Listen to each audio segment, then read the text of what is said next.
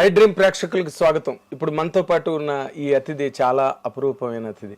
ఎందుకంటే మంచి hero, super హిట్లు కొట్టిన హీరో, 135 సినిమాల పెద్ద ప్రయాణం సినిమా ఇండస్ట్రీలో అందరి ప్రేమను పొందినవాడు, అందరికీ ప్రేమను పంచినవాడు సినిమా పరిశ్రమలో. ఆ హీరో ఎవరో కాదు, మనందరి లవ్లీ హీరో శ్రీకాంత్ ఇప్పుడు మనతో పాటు ఐ డ్రీమ్ ఇంటర్వ్యూలో పాలు పంచుకోబోతున్నారు. Let us give him a very big hand of welcome. Thank you Srikanth. Thank you Narayana గారు. చాలా రోజుల తర్వాత మన ఇంటర్వ్యూ, మీతో ఇంటర్వ్యూ. నాకు సెంటిమెంట్ ఏంటంటే నువ్వు ఇండస్ట్రీలోకి వచ్చిన కొత్త రోజుల్లో నీ ఫస్ట్ ఇంటర్వ్యూ నేనే.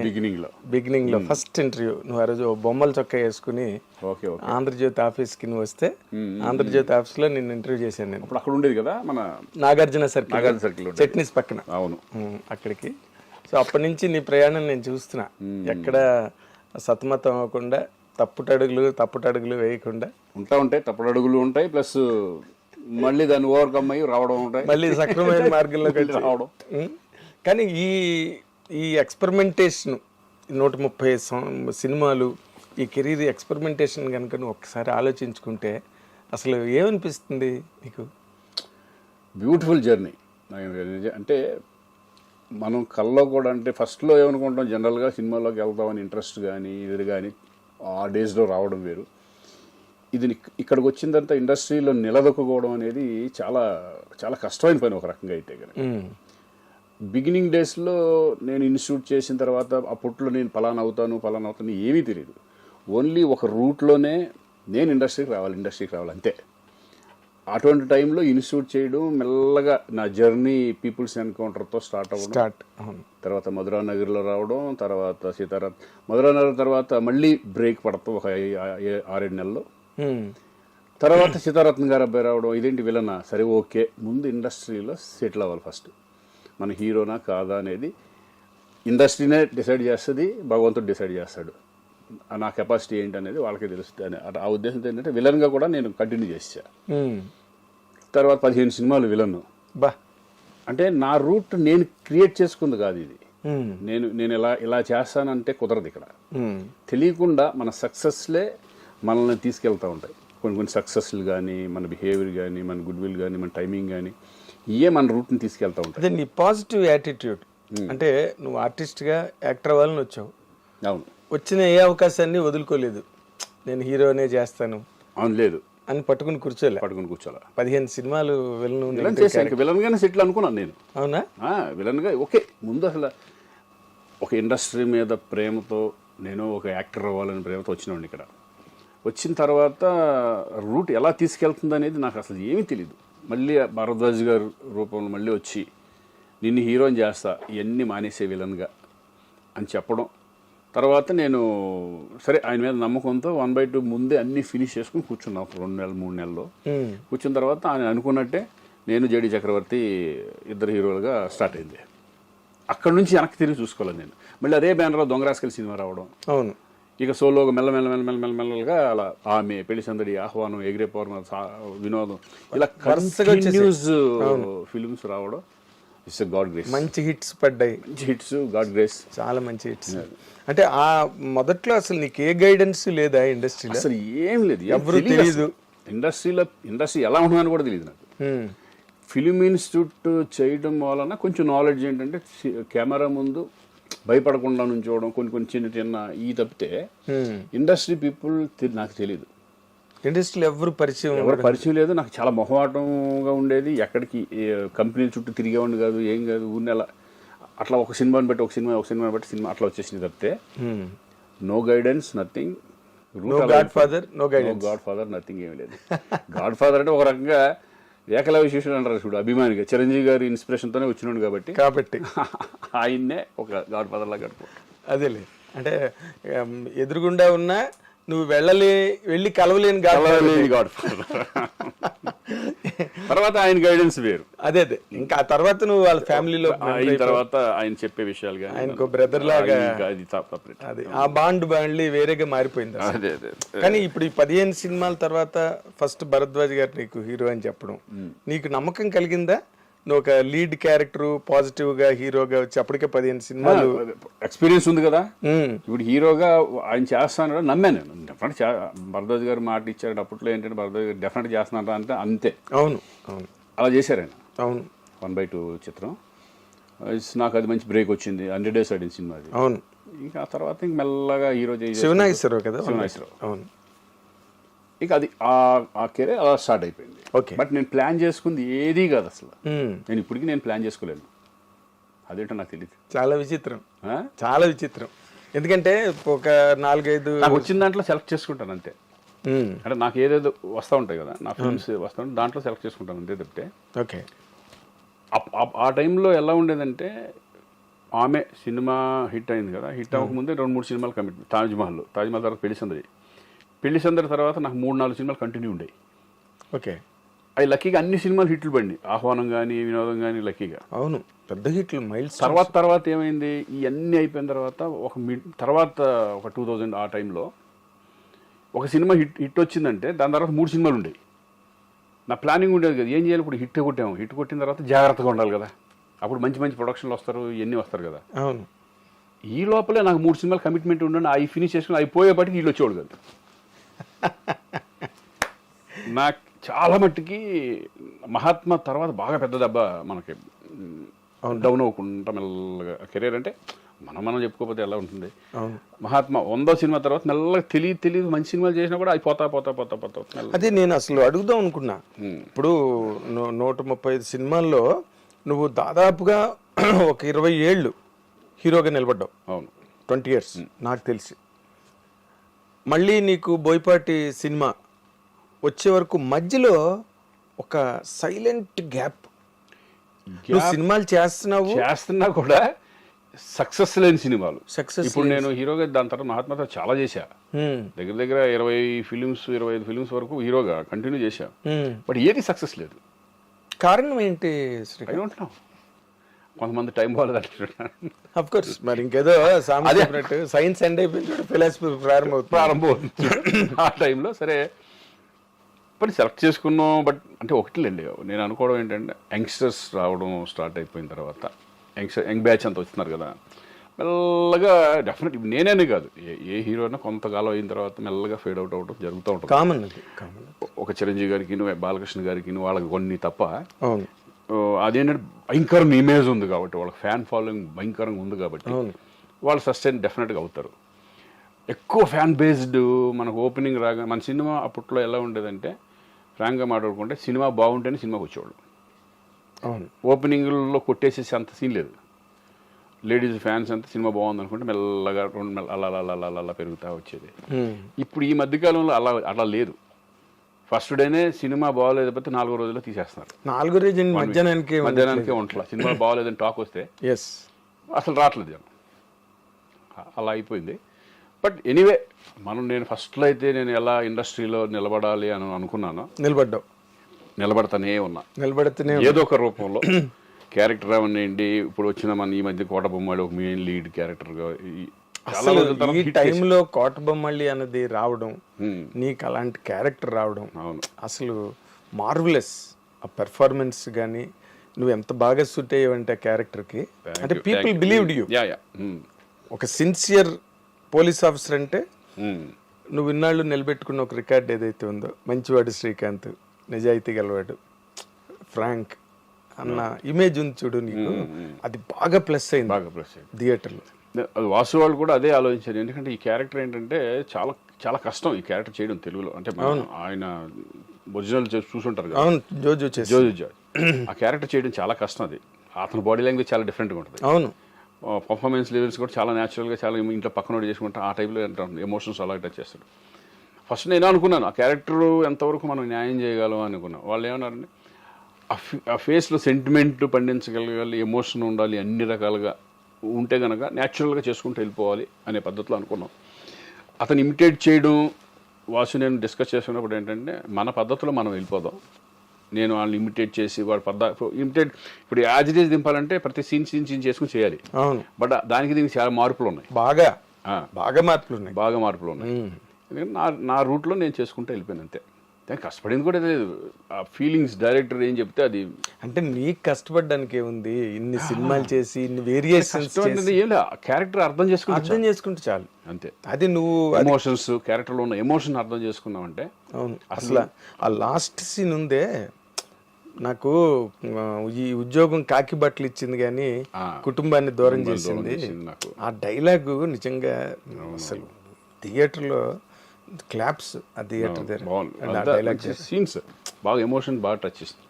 అంటే కామన్ పోలీసు ఎంత స్ట్రగుల్ పడుతున్నాడు నిజంగా. ఒక మామూలు మిడిల్ క్లాస్ లాగానేగా అంతే పోలీస్ అంటే. పెద్ద రేంజ్లో ఉన్నవాళ్ళు దట్ ఈస్ కొంచెం డిఫరెంట్గా ఉంటుంది. అవును. ఒక పోలీస్ అనే అతను ఇప్పుడు మనం మిడిల్ క్లాస్ పీపుల్ ఎలా ఉంటారో ఆ టైప్ ఆఫ్ అనుకోవాలి మనం. అంతే. వాళ్ళ స్ట్రగుల్స్ వాళ్ళకు ఉంటాయి. అయ్యో వాళ్ళు మనుషులే కదా. ఇప్పుడు అందులో అక్కడ కనిపించింది అదే, ఒక పోలీస్ ఆఫీసర్ పోలీస్ డిపార్ట్మెంట్ లో ఉన్నవాడు బయటకు వచ్చి అంతమందిని కమెంట్ చేసి భయపెట్టేవాడు. జీవితంలో ఎంత సున్నితమైన అంశాలు మనిషిని చంపేసే కదా ఆఖరిని. కూతురు అన్నమాటకేగా చచ్చిపోయాడు. Believed it people. నువ్వు హ్యాంగ్ చేసుకున్న సీను థియేటర్లో పిన్ డ్రాప్ సైలెన్స్. ఆ సీన్ దేర్ షాక్. అంటే నాకు ఫోన్ చేసి తట్టుకోలేకపోయా ఏంటి అట్లా సడన్గా చేసేసుకుని ఏంటంటే కథ. కొంతమంది బాగా ఫ్రెండ్స్ ఉంటారు కదా, వాళ్ళు షాక్లోనే ఉన్నారు అంతా. మొత్తం ఏంటి ఇది ఆ టైప్లో. అదేలే. అంటే బేసిక్గా మొత్తం సినిమాలోనే నీ క్యారెక్టర్ కనుక ఏమాత్రం మొన్న కూడా నేను ప్రెస్ మీట్లో అదే చెప్పా. మెయిన్ క్యారెక్టర్ అదే కదా, మెయిన్ క్యారెక్టర్ హీరో. అక్కడ ఏమాత్రం తేడా వచ్చినా క్యారెక్టర్ని ఆడియన్స్ డ్రైవ్ చేసుకుంటూ వెళ్ళలేకపోయారంటే, కనెక్ట్ అవ్వలేదంటే పోయేది సినిమా. Yes yes. చాలా నాకు నష్టమే ఒకవేళ ఎంత తేడా వస్తే. అంతే కదా. ఇప్పుడు ఇందాక నువ్వు మహాత్మా గురించి చెప్పావు కదా, ఇప్పుడు నీ కెరీర్లో డిజాస్టర్స్ హిట్లు ఎన్ని ఉన్నాయో డిజాస్టర్స్ అన్ని ఉన్నాయి. To be very honest. అవును కదా. లక్కీగా ఏంటంటే నేను యాక్టర్గా నేను ఎప్పుడు ఫెయిల్ అనుకుంటున్నాను. నేనైతే యాక్టర్గా ఎక్కడ కూడా నాకు మైనస్ అనేది పడలా. దేవుడి దయ వల్ల లక్కీగా. సినిమా పోయినా సినిమా మీద వెళ్ళిపోయేది, కానీ శ్రీకాంత్ బాగా చేయలేదని రాలేదు. శ్రీకాంత్ బాగా చేయలేదు, నీకు 2 కాసాయి. నీ పెర్ఫార్మెన్స్ సినిమాలో నీ క్యారెక్టర్ వరకు ఒకటైతే, ఇండస్ట్రీలో నీ ఒరిజినల్ క్యారెక్టర్ ఏదైతే ఉందో అది కేస్ స్టడీ. తర్వాత ఇప్పుడున్న జనరేషన్ వాళ్ళకి ఎట్లా మూవ్ అవ్వాలి, ఎట్లా మెయింటైన్ చేయాలి రిలేషన్స్, అవన్నీ సినిమా చూసే కాదు, అవి ఇంపార్టెంట్ చాలా. ఎందుకంటే ఇండస్ట్రీలో ఓన్లీ సక్సెస్ ఒకటే కాదు, సక్సెస్లు వస్తాయి, ఫెయిల్యూర్స్ వస్తాయి, కానీ మనిషిగా నిలబడాలి. ఎస్. ఒక హ్యూమనిటీ అనేది 100%. నేనే కదా, ఇప్పుడు మా పిల్లలు వచ్చినా ఎవరు వచ్చినా సరే వాళ్ళు చూసి మమ్మల్ని చూసి నేర్చుకుంటారు. That's what I'm saying. ఏంటి నాన్న ఏంటి అనేది వాళ్ళు అబ్జర్వ్ చేస్తూ ఉంటారు. మనం చెప్పక్కర్లా. వాళ్ళ బయట వాళ్ళు చెప్పే విధానం కానీ, నా గురించి చెప్పే విధానం కానీ, నా గురించి అనగా ఇప్పుడు చిరంజీవి గారు ఎవరో పెద్దోళ్ళు మాకు సీనియర్స్ ఉంటారు, వాళ్ళని చూసి నేర్చుకునే మేము చాలా ఉంటాయి కదా. అవును. అలాగే మా పిల్లలు కానీ వీళ్ళు కానీ మనల్ని అబ్జర్వ్ చేస్తా వాళ్ళు పెరిగే విధానం కానీ, వాళ్ళు ఎలా ఉండాలి ఇండస్ట్రీలో, ఎవరితో ఎలా మాట్లాడాలి ఏంటి అనే, ఎక్కువ అనవసరమైన జోలికి వెళ్ళొద్దు ఇటువంటి. అవును. అవసరమైన పట్టించుకోవడానికి టైం సరిపోవట్లేదు. మళ్ళీ అనవసరమైన చూసాక మొన్న అనవసరమైన పట్టించుకుంటేనే ఏది అసోసియేషన్లో. అవును. అవి కొన్ని ఇంకా అంటే కొన్ని తెలియక మనం ఒక బై ఫోర్స్తోనో లేకపోతే ఇంట్రెస్ట్ లేకపోయినా మనం చేయడమో కొన్ని జరుగుతూ ఉంటాయి. కొన్ని ఫోర్స్ మొహమాటంగా కొన్ని జరుగుతూ ఉంటాయి. తర్వాత ఓవర్కమ్ అయ్యి దాని నుంచి బయటకు రావడం అనేది చాలా సుఖం.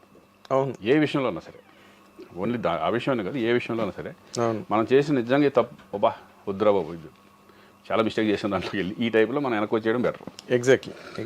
అంటే నేను నీకు జరిగిన ప్లస్ పాయింట్ ఇంకోటి అనుకుంటున్నా. అదేంటంటే నువ్వు ఊహన్ మ్యారేజ్ చేసుకోవడం, తను ఇండస్ట్రీ నుంచి వచ్చి ఇండస్ట్రీలో వ్యవహారాలు మనస్తత్వాలు అన్నీ తెలియడం, తన గైడెన్స్ ఉందా నీకు? అంటే గైడెన్స్ షేర్ చేసుకోవడం, మాట్లాడు. ఇప్పుడు నా మెంటాలిటీ నచ్చి తన మెంటాలిటీ నచ్చి మేము మ్యారేజ్ చేసుకున్నాం. బట్ ఏంటంటే సినిమాలో కథలు ఏంటానికంటే తను అసలు ఏమి, అవును, తనకేం లేదు. ఒక్కటే ఏంటంటే నేను షూటింగ్ నుంచి వచ్చిన తర్వాత ఇంట్లో ప్రశాంతంగా ఉండాలి. అది ఇంట్లో ఉంది హ్యాపీ మనకి. అంటే ఎక్కువ వేరే వాటిలో ఇన్వాల్వ్మెంట్ కానీ వీటిలో కానీ సినిమా సంబంధించి అవన్నీ తనకి ఏమి ఉండదు. నాకు ఇంటికి రాగానే పీస్ఫుల్. తను అంతా పిల్లలు. ఓకే. నాకు టెన్షన్, నాకు అయితే కనుక పిల్లల గురించి టెన్షన్ లేదు, వాళ్ళ ఎడ్యుకేషన్ గురించి టెన్షన్ లేదు, మొత్తం అంతా తనే చూసుకో. హోమ్ డిపార్ట్మెంట్ మొత్తం తనకే, మొత్తం మనకు సంబంధం లేదు. నేను వచ్చానా నా సినిమాలు, నా ఫ్రెండ్స్, నా సరదాగా నేను తిరగడం అటు ఇటు హ్యాపీగా వెళ్ళిపోతా ఉంటాం. అదేలే. వీలైనప్పుడల్లా ఫ్యామిలీతో ట్రిప్స్. అదేలే. ఇది నా regular life style. Life style. నా బేసిక్గా అంటే నువ్వు చిరంజీవి గారి అభిమానంతో, చిరంజీవి గారి ఇన్స్పిరేషన్తోనే సినిమా ఇండస్ట్రీకి వచ్చావు. ఆయన ప్రభావం నీ మీద ఎంతవరకు నీకు హెల్ప్ అయింది, లేకపోతే ఆయన దగ్గర నుంచి గైడెన్స్లో ఆయన క్లోజ్ అయ్యాక అవి ఏమైనా జరిగాయా శ్రీకాంత్? 100% జరిగింది. ఎందుకంటే నేను ఇండస్ట్రీకి రావడం ఆయన సినిమాలు చూసిన తర్వాతే ఒక ఖైదీ దగ్గర నుంచి నేను స్టార్ట్ అయింది ఒక రకంగా ఈ సినిమా మీద పిచ్చి. అక్కడ నుంచి ఒక మా విలేజ్లో ఎలా ఉండదంటే కొంతమంది కృష్ణ గారి ఫ్యాను, కొంతమంది ఈ ఫ్యాను, కొంతమంది అట్లా. అప్పుడు నేను రాగానే నేను ఒక స్టార్ట్ చేసింది ఏంటంటే ఖైదీ తర్వాత చిరంజీవి గారి కొత్త క్లబ్ స్టార్ట్ అయింది. ఓకే. అలా డిస్కషన్లో ఏమైపోయిందంటే ఆ సినిమాల మీద బాగా మోజు పెరిగిపోయి రిలీజ్ సినిమాలకు వెళ్ళిపోవడం అటువంటివి జరుగుతూ ఉంటాయి. ఓకే. సరే, అదొక మ్యాటర్. ఆ ఇన్స్పిరేషన్తో ఇండస్ట్రీకి వచ్చేసిన తర్వాత అన్నయ్యని ఫస్ట్లో బిగినింగ్లో నేను తెలియదు కదా, నేను తెలియదు. మా నాన్న చెప్పాడు ఒకరోజు షూటింగ్కి వెళ్ళి, ఫాదర్ ఎట్లా వచ్చి ఒక బుక్ తీసుకెళ్ళాను. ఇదివరకు అన్ని కటింగ్స్ ఉండేవి అనమాట. అది తీసుకొని చిరంజీవి గారు వెళ్ళి, ఇట్లా మా అబ్బాయి మామూలు ఫ్యాన్ కదండి మీది, మేము చిన్నప్పటి నుంచి ఎప్పుడు చూసిన సినిమాలు కూడా మీ సినిమాలు అని చెప్పి తర్వాత అప్పుడు కలిసి ఇట్లా అవును నాన్న చెప్పారు అంతా అది ఇదే నువ్వు అంటే అది అవుననే చాలా ఇది. అక్కడ నుంచి ర్యాప్ పెరుగుతూ ఇది అవుతాం, ఒక తమ్ముళ్ళలాగా నన్ను బిహేవ్ చేసుకోవడం. నేను ఎప్పుడు నాకు ఇదే చేశారంటే మధ్యలో ఒక 7-8 సినిమాలు పెద్ద బ్యానర్లో సినిమాలు ఫ్లాప్లు, యావరేజ్లు ఫ్లాప్లు, అంటే సూపర్ హిట్లు లేవు. ఒక 7 సినిమాల వరకు. ఓకే. వాళ్ళు డిప్రెషన్లోకి వెళ్ళి, అంటే అప్పటి వరకు సక్సెస్ చూసినాడు కదా. అవును కదా. సక్సెస్ చూసి సన్నగా ఏంటిది డౌన్ఫాల్ స్టార్ట్ అయిపోయింది. మొత్తం టప్పు పోతున్నాయి అన్ని పెద్ద బ్యానర్లు మళ్ళీ. ఓకే. ఏంటి ఇట్లా పోతుందని ఫుల్ డల్ అయిపోయాను, బాగా డిసప్పాయింట్ అయ్యాను. అన్నయ్య 3 నెలలు కలవపోతే ఇప్పుడు కలిసేవాడు కదా, రెగ్యులర్ కలుస్తూ ఉండేవాడు. ఏంటి ఏమైపోయాడు శ్రీకాంత్ అని కవర్ ఇచ్చారు. ఇట్లా అర్జెంట్గా శ్రీకాంత్ చిరంజీవి రమ్మంటున్నారని. అప్పుడు అన్నపూర్ణ స్టూడియోకి అక్కడ సార్ జరుగుతుంటే వెళ్ళా. ఆఫ్ చేసే షూటింగ్ 1 గంట లేట్గా వస్తానని చెప్పమన్నాడు అని చెప్పి రూమ్లో కూర్చొని ఏంటి అసలు నీ ప్రాబ్లం ఏంటి అని చెప్పుకుంటూ వచ్చాను. ఇది ఇట్లా ఏం లేదన్నా, ఇట్లా వేస్ట్ ఇంకా ఇండస్ట్రీలో మనం వెళ్ళిపోదాం అనుకుంటున్నాను, అట్ట పోయిన పిచ్చోడా అని చెప్పి ఆయనకి జరిగిన ఇన్సిడెంట్లు కానీ ఆయనంత ముందు కానీ చాలా చెప్పుకుంటారు. మనం ఇండస్ట్రీలో రావడం వరకే. ఇప్పుడు నేను మెగాస్టార్ అయిపోతానని రాలా ఇక్కడికి. మన కష్టాన్ని నమ్ముకుని వచ్చాం, కష్టపడతానే వెళ్దాం, రూట్ అదే తీసుకెళ్తూ ఉంటుంది. ఎటన్నా తీసుకెళ్ళి నువ్వు ఇండస్ట్రీకి రావాలనుకున్నావు, వచ్చావు కదా. అవునన్నా. కానీ ఆయన చెప్పిన పాయింట్లు నేను తర్వాత ఆలోచించాను నిజంగా. అంటే సక్సెస్కి ఫెయిల్యూర్స్కి ఆ రోజు నుంచి నాకు స్పందన ఒక స్పందన. ఓకే. ఒక సక్సెస్ అయిందని పోయి సంకల్ప ఉద్దేశం నీకు లేదు, కృంగిపోవడం లేదు. ఓకే, నవ్వుతా, హ్యాపీ లోపల. హ్యాపీ లేకుండా ఉండదుగా. అవును. సక్సెస్ అయినప్పుడు హ్యాపీగా ఉంటుంది. కరెక్ట్. ఫెయిల్ అయినప్పుడు ఏంటంటే చిన్న లోపల ఉంటుంది కానీ పింఛ్ ఉంటుంది కదా. Okay, this the part of life. మన లైఫ్లో మనం సక్సెస్ ఫెయిల్యూర్స్ మనం చాలా చూస్తూ ఉంటాం. లైఫ్ ఎప్పుడు ఒక రకంగా ఉండదు. ఈ రోజు ఒక రకంగా ఉంటే రేపు ఒక రకంగా ఉంటుంది, రేపు ఒక రకంగా ఉంటే ఇంకొక రకంగా ఉంటుంది. ఇది అలవాటు చేసేసుకున్నాను. అది మాత్రం ఆయన గైడెన్స్ మాత్రం అది ఒక లైఫ్కి సంబంధించిన గైడెన్స్. అది general not only cinema general life ఎలా ఉంటుంది అనేది ఆయన ఎంత అవగాహన చేసుకుని, అదే ఆయనకి ఎంత నాలెడ్జ్ ఉంటే అలా చెప్పగలరు. అవును. నన్ను ఆ రోజు నుంచి మార్చేసింది. ఏదన్నా సరే స్టబన్, అందుకనే హ్యాపీగా అసలు డిప్రెషన్ లేదు, తొక్కలేదు, ఏమీ లేదు. పోతా ఉంటామే, పోతుంది. అంతే కదా. ఇప్పుడు మనం ఉన్న రోజుల్లో హ్యాపీగా ఉండటమే కావాలి. ఎగ్జాక్ట్లీ. ఇప్పుడు మనం పోయిన తర్వాత 10 సంవత్సరాల తర్వాత ఎవడో గుర్తుపెట్టుకోడు. అవును. మన సినిమాలు ఏంటనేది తెలియదు. ఎస్.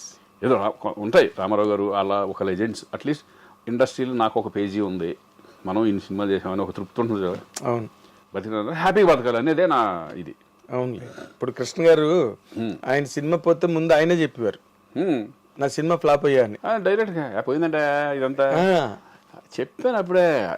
ఎన్ని ఎంత ప్రాక్ అంటే అని అంత మంచి పేరు, సూపర్ స్టార్ రావడం, కృష్ణ గారు లాగా ఉండాలని ఎంతో మంది కోరుకుంటారు మనసు.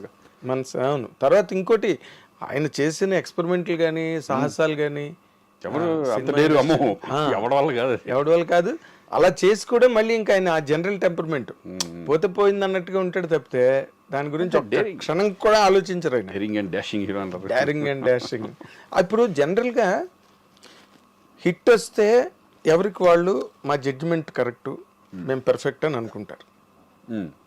ఫ్లాప్ రాగానే ఎవరో ఒకరి మీదకి ఆ రైటర్ సరిగ్గా నేను చెప్పాను ఆ సీన్లు వద్దని, లేకపోతే డైరెక్టర్ అది కరెక్ట్గా చేయలేదు అని పక్క వాళ్ళ మీద తోసి కొంతమంది ఉంటారు. బట్ నా విషయంలో ఏంటంటే నేను డైరెక్టర్నే నమ్ముతా. నేను చాలాసార్లు చెప్పాను వాడు hit or flop because of సబ్జెక్ట్ని డీల్ చేసే విధానం డైరెక్టరే, మెయిన్ డైరెక్టరే. ఇప్పుడు మనం ఇప్పుడు షార్ట్ పెట్టారంటే ఆ షార్ట్ అందంగా ఉందా లేదా, విజువల్ ఎలా ఉంది, ప్రతి ఆ షార్ట్కి ముందేంటి వెనకాలేంటి, ఆ ఎక్స్ప్రెషన్స్ ఎమోషన్స్ ఏంటి అనేది చూసుకునే డైరెక్టరే. ఓన్లీ పర్ఫార్మెన్స్ లెవెల్ వరకే మనం వెళ్తాం, కథ వింటాం. అవును, కథని ఓకే బాగుంటుంది అనుకుంటాం. కొన్ని సినిమాలు సక్సెస్ అవుతాయి, కొన్ని సినిమాలు ఫ్లాప్ అవుతూ ఉంటాయి. అది నేను డైరెక్టర్ మీద కూడా అదంతా టైం అంతే. నేను డైరెక్టర్ అనేది కెప్టెన్ ఆఫ్ ద షిప్, అతను చాలా ఇంపార్టెంట్. సినిమాకి డైరెక్టర్ అనేది వెరీ వెరీ ఇంపార్టెంట్. అదే కెప్టెన్ ఆఫ్ ది షిప్ ఆయన తర్వాతే మేమంతా. అవును, 24 క్రాఫ్ట్స్ ని కలపవలసిన వాడు మొత్తం చూసుకునేది అతనే కదా. ఎగ్జాక్ట్లీ. కెమెరా డిపార్ట్మెంట్ దగ్గర నుంచి మొత్తం అంతా, మ్యూజిక్ దగ్గర నుంచి డైలాగ్ దగ్గర నుంచి ఓన్లీ మేము వస్తాం, యాక్టింగ్ చేసేసి వెళ్ళిపోతూ ఉంటాం. సూపర్ హిట్ అయిపోయిందంటే హీరోకి డెఫినెట్ పేరు వచ్చేస్తుంది. అంతా డైరెక్ట్గా వస్తుంది. ఆఫ్ కోర్స్ దానికి వస్తుందిగా. అవును, ఇప్పుడు అంటే అప్పుడు మనం చూసాం దాశనాండ్ర గారు, రాఘవేంద్ర గారు, వాళ్ళు ఏంటి లెజెండ్స్. అంటే ఒక విశ్వనాథ్ గారు, ఒక బాపు గారు, వాళ్ళు ఒక డైరెక్టర్ అంటే ఒక వాల్యూస్ని పెంచిన వాళ్ళే కదా వాళ్ళు. అవును, ఇప్పుడు వాళ్ళ దగ్గర చేయాలనే కోరిక ప్రతి ఆర్టిస్ట్గా ఉంటుంది. ఇప్పుడు రాజమౌళి గారు దగ్గర ఎంత పెద్ద హీరోయిన్ చేయాలని ఉంటుందిగా. అవును, 100%. రాజమౌళి గారి దగ్గరికి వెళ్తే ఇంకా అంత ఆయనే. ఇప్పుడు ఇదెందుకు అదెందుకు నన్ను అడగలవా, ఆయన ఏం చెప్తే చేసి వెళ్ళిపోవడమే, అంతే సింపుల్. అలాగే ప్రతి మేమంతా ఏంటంటే డైరెక్టర్ని ఎక్కువ నమ్ముతాం, డైరెక్టర్ని బట్టే వెళ్ళిపోతాం సినిమా. అదేలే. అంటే నువ్వు జనరల్గా బాగా నమ్మి ఇది బ్రహ్మాండంగా ఆడుతుంది అని, ఇప్పుడు అన్ని కథలు బోల్డ్ వింటుంటారు. అవును, అందులో మీకు బాగా మనసుకు హత్తుకునే కథ ఒకటి ఉంటుంది, ఏదో ఆ రైటర్ చెప్పిందో లేకపోతే డైరెక్టర్. అంటే చెప్పేటప్పుడు చాలా మటుకు బాగుంటాయి. ఇప్పుడు చిన్న ఎగ్జాంపుల్ చెప్తాను. అంటే ఒక సినిమా నాకు చెప్పిన విధానం ఎలా ఉంటుందంటే, మన విజువలైజేషన్ ఒక రకంగా ఉంటుంది, నీకు ఎక్కడ కనెక్ట్ అవ్వదంటే మెయిన్ ప్రాబ్లము. కథ విన్నప్పుడు డైరెక్టర్కి మనం కూర్చొని కథ చెప్పేటప్పుడు మనం ఒక విజువలైజేషన్ ఆలోచిస్తాం. అవును, వాళ్ళు చెప్పేటప్పుడు కూడా, సార్ మీరు మౌంట్ రోడ్లో వెళ్తున్నప్పుడు మొత్తం మీరు వెళ్తున్నారు, ఒకటి ఆలోచించుకుంటూ వెళ్తున్నారు, చేతిలో పేపర్లు ఉన్నాయి, మీరు నిరుద్యోగి, మీరు వెళ్ళే టైంలో మీకు అసలు అంత టోటల్ బ్లర్, మీ అంత ఇది ఉంటుంది, కారు సౌండ్లు, హార్న్ సౌండ్లు, ఆ సౌండ్లు ఈ సౌండ్లు వస్తూ ఉంటున్నాయి, మై నుంచి ఇక్కడి నుంచి పైనుంచి సూర్యుడు పడుతూ ఉంటాడు ఎండలో, సడన్గా కళ్ళు తిరిగి పడిపోతారు సార్. అది తీసుకెళ్ళి మనకు చెప్పేటప్పుడు మనం అలా ఊహించుకుంటాం కదా. అవును, అది తీసుకెళ్ళి జూబ్లీ హిల్స్ ఫుట్పాత్ పక్కన చెట్లు కింద నుంచి నడిపించి అక్కడ పడిపోతే ఎలా ఉంటుంది చెప్పు, మొత్తం ఇంపాక్ట్ జీరో అయిపోతుంది కదా. నేను అది చెప్పేది. అలా ఆ విజువల్స్ దెబ్బతింటా మనకు చెప్పినప్పుడు ఒక రకంగా ఉంటుంది. ప్రొడక్షన్ వాళ్ళు మౌంట్ రోడ్డుకి వెళ్ళి సినిమా చేయలేని పరిస్థితి ఉంటుంది, ఇక్కడ పెట్టేస్తే అయిపోద్ది కదా హాఫ్ డేలో అనుకుంటారు. అవును, అక్కడైతే ట్రాఫిక్ పోలీసులు అవి పెద్ద సెటప్ కదా, మళ్ళీ అక్కడ పెట్టాలి. అది అవి శంకర్ లాంటి వాళ్ళు, పెద్ద పెద్ద హీరోలకి అట్లా ఉంటుంది. ఇప్పుడు మనలాంటి వాళ్ళకి ఏమవుతుంది, బడ్జెట్ ప్రాబ్లము, తీసుకెళ్ళి అక్కడ పడేస్తారు, దాని ఇంపాక్ట్ ఉండదు సీన్ ఎంత చేసిన. అలా చాలా సినిమాలు నాకు అట్లా జరిగినాయి. అవునా, నో ఇంపాక్ట్, ఊరినే సార్ ఏదో ఆ సీన్ ఉంటుంది, కానీ ఆ సీన్ ఇప్పుడు నేను చెప్పిన దానికిను ఇప్పుడు ఇక్కడ జూబ్లీస్ మన పక్కన టోటల్ డిఫరెన్స్ కదా, అంతే పోయింది, ఇంకేముంది, సీన్ ఇంపాక్ట్ పోయింది. చాలా సీన్స్ చాలా రకరకాలుగా. ఒక హీరోగా నేను ఆలోచించుకునే విజువల్స్ ఒక రకంగా ఉంటాయి. నేనే కాదు, ఎవరు హీరో అయినా కథ చెప్పే, ఇప్పుడు నేను ఒక కథ చెప్పాను అనుకోండి, ఆ కథలోకి ఆటోమేటిక్గా మీరు ఒక విజువలైజేషన్కి వెళ్ళిపోతారు. అవును, మనదైన ఒక విజువలైజేషన్ ఉంటుంది కదా. ఓ ఇలా చేస్తాడు, ఇలా చేస్తాడు, ఇలా చేస్తాడు, ఇలా మనం ఇలా చెయ్యాలి, తను ఇలా చెప్తే అని ఒక కాన్సెప్ట్ ఉంటుంది. అది పోయిందంటే ఇంకేం ఉండదు. అవును, అలా చాలా జరిగినాయి. అవునా, ఒక్కోసారి ఇప్పుడు తారక రాముడు నాకు చెప్పినప్పుడు భలే సబ్జెక్ట్ అది. మన తారక రాముడు నువ్వు సౌందర్య కదా, ఆర్వి ఉదయ్ కుమార్. అదేమైపోయింది, ఆయన వచ్చేప్పటికి నేటివిటీ మొత్తం తమిళ్, మన తెలుగు వాసన కాదు తమిళ వాసన వచ్చేసింది. అవును, ఎగ్జాక్ట్లీ. నేటివిటీ ఇవన్నీ మనం చెప్పేటప్పుడు ఏమో మన సైడ్లో ఆలోచిస్తాం, ఏది మన తెలుగుకు తగ్గట్టుగా. అంతే కదా, విలేజ్లో ఎలా ఉండాలి, చక్కటి పెంకుటిల్లు, చక్క ఇది అగ్రహారం, చిన్న ఒక ఇది, మనం అట్లే వెళ్తాం. వీళ్ళు ఎక్కడికో వెళ్ళి తీసుకెళ్ళిపోతే ఏదో కొడి పెట్టితే మనకు అర్థం అవుతుంది. అదేలే, అది ఫస్ట్లోనే డిస్కనెక్ట్ అయిపోయింది కానీ చెప్పింది చేసి నువ్వు చేయడమే. మరి మధ్యలో ఆపలేంగా. అవును, తారక రాముడు అప్పట్లో హైలీ ఎక్స్పెక్టెడ్ సాంగ్స్ ఒకటి, సౌందర్య శ్రీకాంత్ కాంబినేషన్ అనగానే అప్పుడు మీరిద్దరు కూడా మంచి ఫైల్లో ఉన్నారు. అవునవును, మంచి ఫైల్లో ఉన్నారు. ఆ టైంలో సినిమా డిసప్పాయింట్. పేరు రావడం కాబట్టి, బట్ కమర్షియల్గా అది ఇది అవ్వాల. కమర్షియల్ కదే అంటున్నాను నేను. ఇప్పుడు పేరు రావడం ఒకటి, కమర్షియల్ గా కమర్షియల్ గానే కదా కావాలి మనకి కదా. ఎంత పేరు వచ్చినా శ్రీకాంత్ గారు ఎంత గొప్పగా నటించారండి అని సినిమా పోతే ఉపయోగం ఉంది? ఏం లేదు. ఇప్పుడు కోటబొమ్మళ్ళి ఇప్పుడు అఖండ ఉంది. అఖండలో నేను అసలు ఎవరు ఎక్స్పెక్ట్ చేయరు ఆ టైప్ ఆఫ్, నేను కనపడతానని కూడా తెలియదు. ఎవరు ఎక్స్పెక్ట్ చేస్తారు శ్రీకాంత్ అలాగా? సినిమా ఏమన్నా తేడా వస్తే నన్ను తిట్టరా? ఎంత తిట్టరు? ఇదికేం పోయగలం అసలు. ఇప్పటికే తీసుకెళ్ళి శ్రీకాంత్ని పెట్టారు. సక్సెస్ అయింది కాబట్టి మనం అందరూ దాని గురించి ఎక్కువ మాట్లాడతారు. భలే పని చేశాడు, భలే ఉంది శ్రీకాంత్, డిఫరెంట్గా ఉన్నాడు అని. అవును, అది అన్ని తెలుసు మనకి. సక్సెస్ కాదు. ఇప్పుడు బోయపాటి నిన్న క్యారెక్టర్ కి సెలెక్ట్ చేసినప్పుడు what was your immediate reaction Srikanth? ఎందుకంటే నువ్వు నీ క్యారెక్టర్ కాదు అది. అవును, నీ మోడలే కాదు అసలు. ఎవ్వరు నువ్వు ఊహించి ఉండవు అలాంటి క్యారెక్టర్. ఆడియన్స్ కూడా నిన్ను అలాంటి క్యారెక్టర్లో ఎక్స్పెక్ట్ చేయరు. నాకు ఒక్కటే ఏం చెప్పాడంటే, భయ్యా ఈ క్యారెక్టర్ని ఎన్నుకోవడానికి నేను కారణం ఆపరేషన్ దుర్యోధన సినిమా అన్నాడు. ఆపరేషన్ దుర్యోధన దాంట్లో గుండు గుట్టెచ్చుకొని, అవును, నేను మధ్యలో కన్ను ఇట్లా పెట్టుకొని అలా నడుచుకుంటూ వెళ్ళిపోతే విగ్రస్గా ఉంటుంది అది. అవును, అది ఆయనకు బాగా కనెక్ట్ అయ్యి, ఫస్ట్ హెయిర్ కూడా ఇంతే ఉంటుంది దాంట్లో. ఇప్పుడు అలా పెట్టుకొని ఈ కొంచెం గెటప్ మెయిన్ గెటప్ కుదిరిందంటే ఆటోమేటిక్గా కుదిరిపోతున్నట్టే. ఈ గెటప్ కావాలి అని చెప్పేసి ఆయనే గెటప్ ఇట్లా కావాలి నాకు అని చెప్పి, దాన్ని మేమేం చేసామంటే ముందే మొత్తం అన్నీ సెట్ చేసుకొని, ఈ గెటప్ మనకు ఎలా వస్తుంది ఏంటి అనేది సెట్ చేసుకున్న తర్వాత చూసుకుని దీనికి ఫిక్స్ అయిపోదామని ఆ గెటప్ సెట్ చేసుకున్నాం. ఓకే. అందుకే ఏంటంటే గెటప్ ఫస్ట్ ఒక ఆర్టిస్ట్ గెటప్ సెట్ అయిపోయింది. ఇటువంటి డిఫరెంట్ క్యారెక్టర్స్ వచ్చినప్పుడు అదే ఇట్లా ఉండి నేను చేయలేను ఆ క్యారెక్టర్ని. ఎలా చేస్తావు? నీకే మూడు రాదు అసలు. నీకే మూడు రాదు. మెంటల్ ప్రిపరేషన్ అన్నది గెటప్ తోనే వస్తుంది కదా. అవునవును. అలాగే ఇప్పుడు మనల్ని గెటప్ అనేది ఎంత ఇంపార్టెంటో, డైరెక్టర్ని విజువలైజేషన్ని కరెక్ట్గా తీయడం కూడా అంత ఇంపార్టెంట్. ఇందాక అన్నాను కదా, ఎప్పుడో తీసుకెళ్ళి ఇక్కడ పెట్టాడు ఆ క్యారెక్టర్లో ఆ క్యారెక్టర్ చేయవలసింది ఇట్లా చేస్తే ఎట్లా ఉంటుంది అలా ఉంటుంది అది. ఎగ్జాక్ట్లీ. ఇప్పుడు జనరల్గా అదే అంటున్నా. ఇప్పుడు అసలు ఈ క్యారెక్టర్ నేను సూట్ అవుతానా, నేను చేయగలనా, అసలు ఏంటి బోయపాటి ఏమని అసలు నన్ను సెలెక్ట్ చేశాడు? నేను అసలు నాకు కూడా తెలిసిపోయా, నేను ఏది కూడా నేను నో అనలేను. ఎందుకంటే ఏ క్యారెక్టర్ కన్నా చేయాలని ఒక లోపల ధైర్యం ఉంటుంది నాకు. అలాగే కదా నువ్వు 15 సినిమాలు. మీరు నెక్స్ట్ వచ్చి గేమ్ చేంజర్ ఒకటి ఉంటుంది, యూ కాంట్ ఎక్స్పెక్ట్. అవునా? శ్రీకాంత్ ఏంటిది అలా అనిపిస్తుంది గెటప్. నార్మల్గా నీకు ఇందాక లేదు చెప్తున్నావు, నువ్వే చెప్తున్నావు ఇది ఏ క్యారెక్టర్ అయినా నేను వస్తే. నాకు ఎందుకు కాన్ఫిడెన్స్ ఏంటంటే నేను చేయగలనా లేదా అనేది చిన్న ఉంటుంది. ఎట్లా ఇప్పుడు బోయపాటి గారు చెప్పినప్పుడు అయిపోయి ఇదేంటి అనుకుంటాను. నేను నమ్మేది ఏంటంటే గెటప్ కుదిరిందంటే మనం చేసుకుంటూ వెళ్ళిపోవచ్చు. ఎందుకంటే ఉండేది ఏముంటుంది, ఎమోషన్స్, సెంటిమెంటు, ఎంటర్టైన్మెంటు, ఇయేగా మామూలుగా ఉండేది. అంతే. కొంచెం పెద్ద డైలాగులు ఉన్నప్పుడు కొంచెం జాగ్రత్త ఉంటే అయిపోయాయి, అంతే, సింపుల్. అవును. అది డైరెక్టర్కి విజన్ ఉంటుంది, ఎలా చేయించుకోవాలి, ఏంటి, ఏ క్యారెక్టర్ ఏంటి అనేది. ఇప్పుడు శంకర్ దగ్గర చేస్తున్నాను, చాలా ఒక రకంగా ఈజీ. శంకర్ దగ్గర అయితే హ్యాపీగా చేసుకుంటూ వెళ్ళిపోవచ్చు. మన పెద్ద శంకర్, మన గేమ్ చేంజర్. అంటే ఇప్పుడు విశ్వనాథ్ గారు కానీ బాపు గారు కానీ వాళ్ళు చెప్పే విధానం ఎక్కేస్తుంది. కృష్ణవంశీ కానీ ఆర్టిస్ట్లోకి ఒక ఇంజెక్ట్ చేసేస్తారు, ఏ టైప్ ఆఫ్ చేయాలి, ఎలా ఉండాలి, ఏంటి క్యారెక్టరైజేషన్ అనేది. అప్పుడు ఆర్టిస్ట్కి ఈజీ అయిపోతుంది.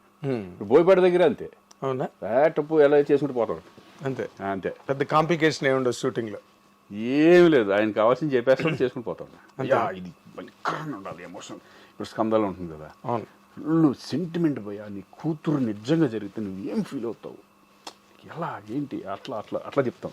చాలా అసలు వేరే స్కందలో అసలు అరిస్టోక్రాటిక్గా కార్పొరేటివ్ డిగ్నిటీ, అది కూడా ఇంపార్టెంటే. ఆ క్యారెక్టర్ ఏమైనా తేడా వచ్చినా ఆ సెంటిమెంట్ పడిపోతే క్యారెక్టర్ పోయినట్టు. అది కూడా మెయిన్ కీలకమైన పాత్ర కదా కథకి. కంప్లీట్ గా ఆ బ్లాక్ ఏదైతే ఉందో కార్పొరేట్ అదంతా కూడా సెటప్, మెయిన్ సబ్జెక్ట్ దాని మీద కాబట్టి దాని మీద వెరీ ఇంపార్టెంట్ క్యారెక్టర్.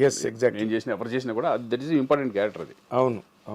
తర్వాత ఇప్పుడు నువ్వు 2 సార్లు నీ నోట్లోంచి వచ్చింది గేమ్ చేంజర్ అని. చిరంజీవితో చేసావు, ఇప్పుడు మళ్ళీ రామ్ చరణ్తో చేస్తున్నావు. చరణ్తో ఆల్రెడీ మన గోవిందుడు గోవిందుడు అందరు వాడేలే చేద్దాం. అందులో కూడా చాలా విచిత్రమైన క్యారెక్టర్. మంచి క్యారెక్టర్, ఎంటర్టైన్మెంట్ వాళ్ళే క్యారెక్టర్ నిజంగా అది. బాబాయ్ క్యారెక్టర్ అసలు డ్రెస్సులు గిస్సులు కూడా గోలగా అటువంటి అంటే అవి ఛాలెంజింగ్ ఉంటాయి మనకి సరదాగా. అవునా? ఎంటర్టైన్మెంట్ అనేది చాలా సరదాగా ఉంటుంది. అసలు చాలా విచిత్రమైన ఒక అంటే ఏంటి రికామిగాళ్ళు ఉంటారు కదా విలేజ్లో, అవి పడుతుంది అమ్మ నాన్న అసలు కొన్ని సీన్లు దాంట్లో ఉంటాయి. గోడ మీద ఎక్కి అమ్మ అన్నం పెడతంటే అవన్నీ లేవు కొన్ని. గోడ మీద ఎక్కి అన్నం పెడతంటే ఇక్కడ నుంచి కామెంట్లు వేసుకుతూ ఉంటాను నాకు కొడుకు. అసలు భలే ఉంటాయి సీన్స్. అవి కట్ అయినాయా? అవి కొన్ని కట్ ఎడిట్ అయినాయి. కానీ ఉన్న మట్టుకే చాలా బ్యూటిఫుల్. సినిమా మొత్తం రన్లో నీ క్యారెక్టర్ చాలా చాలా విచిత్రంగా వెరైటీగా భలే కట్ చేసి. శంకర్ దాదా ఎంబీబీఎస్ కానీ, సంక్రాంతి కానీ పెద్ద సినిమాలు చేశాను కదా మధ్య మధ్యలో. హీరోగా ఉన్నప్పుడే నేను మధ్య మధ్యలో చేసేవాడిని. క్యారెక్టర్ చేసేవాడిని సరదాగా. అందరూ అడిగితే శ్రీకాంత్ బాగుంటాడు అనుకుంటే చేద్దాంలే అని చేసేవాడిని. అప్పుడు మనకి నేను హీరో చేస్తున్నాను నాకు ఎందుకులే అనేది లేదు. లేదు, నువ్వు అందరికీ అవైలబుల్గా ఉన్నావు. అదే నీ సక్సెస్, అసలు ఫస్ట్ సక్సెస్ ఇండస్ట్రీలో. ఎవరిని దూరం పెట్టలే, ఎవరి దగ్గరికి వచ్చినా సినిమా వెళ్ళాం. బట్ కెరీర్ అలా ఎలా వెళ్తుందో అనేది మన చేతిలో ఉండదు. అదే ఇప్పుడు రామ్ చరణ్తో మళ్ళీ చేస్తున్నావు కదా, ఇట్స్ అనే very bigger dimension. Game changer, Shankar, అది దేవరా కానీ, ఎన్టీఆర్తో చేసే దేవరా కానీ అది గెటప్పే. ఓకే, అది బ్యూటిఫుల్ గెటప్. అది ఓకే. లక్కీగా ఇది పట్టడం, ఈ రెండు పట్టడం నాకు బాగా అడ్వాంటేజ్ అయింది. అది అఖండ తర్వాత నేను వారిసు తమిళ్ వారిసు విజయ్తో చేశాను. అక్కడేమో కన్నడలో ఒకటి అతనితో చేశాను. మన పునీత్ రాజ్ కుమార్ లాస్ట్ ఫిల్మ్ అదే మేము చేసింది పాప అతనితో. Puneeth Raj Kumar is very wonderful person. అలా మంచి ఈ పెద్ద చేసుకుంటే వెళ్తున్నాం. ఇప్పుడు కన్నడంలో కొన్ని సినిమాలు అంతకు ముందు కూడా చేసావు కదా? అంతకుముందు కూడా చేసాను. ఒక సినిమా సరదాగా చేస్తూ ఉంటా. ఎందుకంటే నేను హ్యాపీగా ఒకసారి సరదాగా చేద్దాం అనుకున్నాను. కన్నడం మాట్లాడతావు కదా? కన్నడ పుట్టి పెరిగింది అక్కడే ధార్వాడలో చదువుకున్నావు. ధారవాడలో చదువుకున్నాను. సరదాగా అప్పుడప్పుడు అడిగితే మంచిది వస్తే చేద్దాం అనే పద్ధతిలో ఉంటాం. అదే ఇక్కడ అలాగే ఉన్నావు, అక్కడ అలాగే ఉన్నావు, ఎక్కడైనా ఒకలాగే ఉన్నావు. బట్ అఖండ తర్వాత అసలు నీ కెరీర్ నువ్వు చాలా విచిత్రంగా, ఇప్పుడు జగపతి బాబుకి బోయపాటి దగ్గరే లైఫ్ వచ్చింది. అవునవును, తను చాలా ఇంటర్వ్యూలో చెప్పాడు జగపతి బాబు, ఇది నేను అప్పుడు కన్నా ఇప్పుడే ఎక్కువ సంపాదిస్తున్నాను అని. అది నీకు వర్తిస్తుందా? డెఫినెట్గా. అంటే ఇదేంటంటే మనకు రెస్పాన్సిబిలిటీ తక్కువ. విలన్ గా చేసిన క్యారెక్టర్ చేసిన రెస్పాన్సిబిలిటీ ఏమి ఉండదు. అంతా హీరో మార్కెట్ మీద హీరో మీద వెళ్ళిపోతుంది డైరెక్టర్. అప్పుడు మేము హీరోగా చేసినప్పుడు ఏంటంటే మన సినిమాలు రిలీజ్ అవుతాయో లేదో టెన్షన్. వీళ్ళు లాస్ట్ మూమెంట్ వరకు లాస్ట్లో కొంతమంది ప్రొడ్యూసర్లు చేతులు ఎత్తేస్తారు. దాన్ని ముందుకు తీసుకెళ్లాలంటే నేను ఎదురుపెట్టిన సందర్భాలు ఉన్నాయి. అవునా? చాలా సినిమాలు నేనే ఎదురు పెట్టి ఉంటాను. రిలీజ్ అవ్వాలంటే వాళ్ళకి ఎదురు ఇవ్వడం. అవును, ఎదురు రాసేసి ఎవరు రిలీజ్ అవ్వకపోతే ల్యాబ్కి ఫోన్ చేసి నేను ఇస్తాను రిలీజ్ చేయండి అంటాం. అవును, చాలా జరిగినాయి అన్నీ అప్పట్లో. ఇంక సరే, అది ఒకటి పార్ట్ ఆఫ్ ది గేమ్. అది మనం సంపాదించుకున్నాం. మనం పెట్టిన దాంట్లో పెట్టేసాం, అంతే, అయిపోయింది. అదే మనది ఏముంది అనుకుంటాం, అయిపోయింది. అలా తీసుకోవడం కూడా అంత సులభం కాదు కదా శ్రీకాంత్. ఒకటి మనం ఇచ్చామా, అది పోయిన అనుకుని ఇవ్వాలి. వచ్చినాయా? ఇచ్చినవి అలాగే తిరిగి ఎప్పుడైనా? ఎప్పుడు రాలే ఎవరు ఇంతవరకు ఏది జరగలేదు అలా. నేను నా మెంటాలిటీ ఏంటంటే నాకు ఇస్తారు అని ఆశ పెట్టుకున్నాను అనుకో, బాధ వస్తుంది. ఇది గ్యారంటీ పోతుంది అనుకుని ఇచ్చాను అనుకో, ముందే అనుకున్నాను కదా, ఎక్స్పెక్ట్ చేశాను కదా, అప్పుడు హ్యాపీగా ఉంటాం మనం. ఏదైనా ఎక్స్పెక్ట్ చేసామనుకో, అది రాదనుకుని ఇచ్చేస్తే గొడవ ఉండదు. వస్తే ఆనందం, వస్తే హ్యాపీ. అదేలే. అలా చాలా పోయినాయి నాకు. అవునా? కొన్ని బిజినెస్లో కూడా అలా పెట్టినవి కూడా కొన్ని వాటిలో కూడా పోయినాయి. ఇక అయింది. ఇక అంటే ఇప్పుడు in terms of your remunerations అవి ఇప్పుడు బాగా కాస్ట్లీగా ఉన్నావా ఇండస్ట్రీలో? డెఫినెట్గా కొంచెం ఉంటుంది. ప్రతి సినిమాలు చేస్తున్నాము. అదే సక్సెస్ వచ్చినప్పుడు ఏంటంటే కొంచెం ఇదివరకు మీద కొంచెం బెటర్గా హీరోగా ఉన్నదానికంటే నాకు తెలిసి నేను ఇప్పుడు బెటర్గా ఉన్నాను అనుకుంటున్నాను. నేను టెన్షన్స్ లేకుండా. డబ్బు కంటే ఇంపార్టెంట్ ఏంటంటే ఇక్కడ మనకి టెన్షన్స్ ఉండకూడదు. ఇక రెస్పాన్సిబిలిటీ 25 సంవత్సరాలు తీసుకున్నాం, 25 years వరకు ఆల్మోస్ట్ నీకు హీరోగానే చేసుకుంటూ వెళ్ళాను కదా. అవును. ఇప్పుడు రిలాక్స్డ్గా చక్కగా మా రోషన్ గారు వచ్చిన తర్వాత వాడు చూసుకుంటూ మనం అలా తన కెరీర్ని చూసుకుంటున్నాం. మన సినిమాలు మనం చేసుకుంటూ మధ్య మధ్యలో కోట బొమ్మలు లాంటి క్యారెక్టరైజ్ మంచి సినిమాలు వస్తే హీరోగా ఒక డిఫరెంట్ కాన్సెప్ట్లో వెళ్దాం అనే ఉద్దేశం కూడా ఉంది. 2-3 జరుగుతున్నాయి మన ప్రాజెక్ట్స్. ఓకే, నేను హీరోగా చేసేది, బట్ డిఫరెంట్ కాన్సెప్ట్ వెళ్దామని.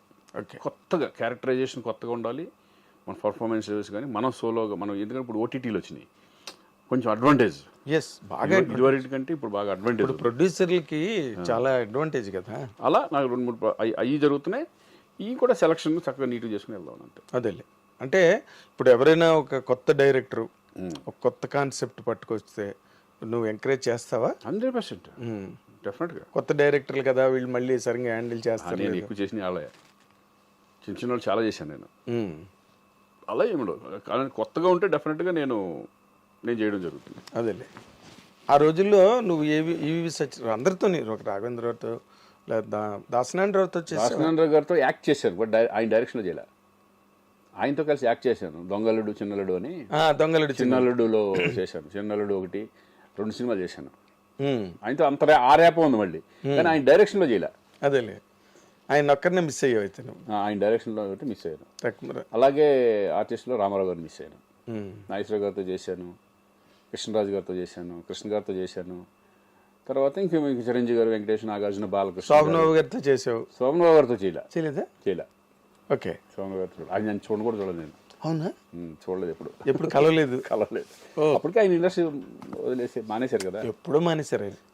ఈవి గారి సినిమా లాస్ట్లో ఒకటి చేసినట్టున్నారు, తర్వాత వచ్చిన తర్వాత. ఇప్పుడు నార్మల్గా రామ్ చరణ్, చిరంజీవి గారితో చేసావు నువ్వు, ఆయనతో మంచి క్లోజ్ అసోసియేషను.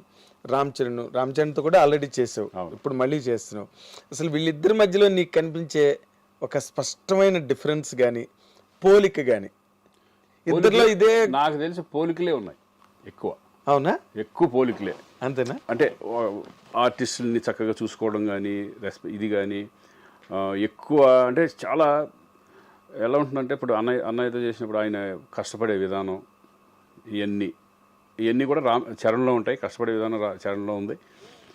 ప్లస్ కామన్ ఏంటంటే చక్కగా ఇప్పుడు మామూలుగా చూసుకుంటే భోజనాల దగ్గర కానీ, ఆర్టిస్టులను బాగా చూసుకోవడం కానీ, ఫుడ్ అందరికీ చక్కగా బాగా వచ్చిందా లేదా, బాగుంటుందా లేదా యూనిట్లో చూసుకోవడం, ఇవన్నీ కూడా ఆయనకి ఉంది. చరణ్ కూడా same. Okay, same. Charan is అంటే అనేలాగా డిగ్నిఫైడ్, అంటే ఎక్కడ చాలా పెద్ద, చాలా మెచ్యూర్డ్ గాయ్.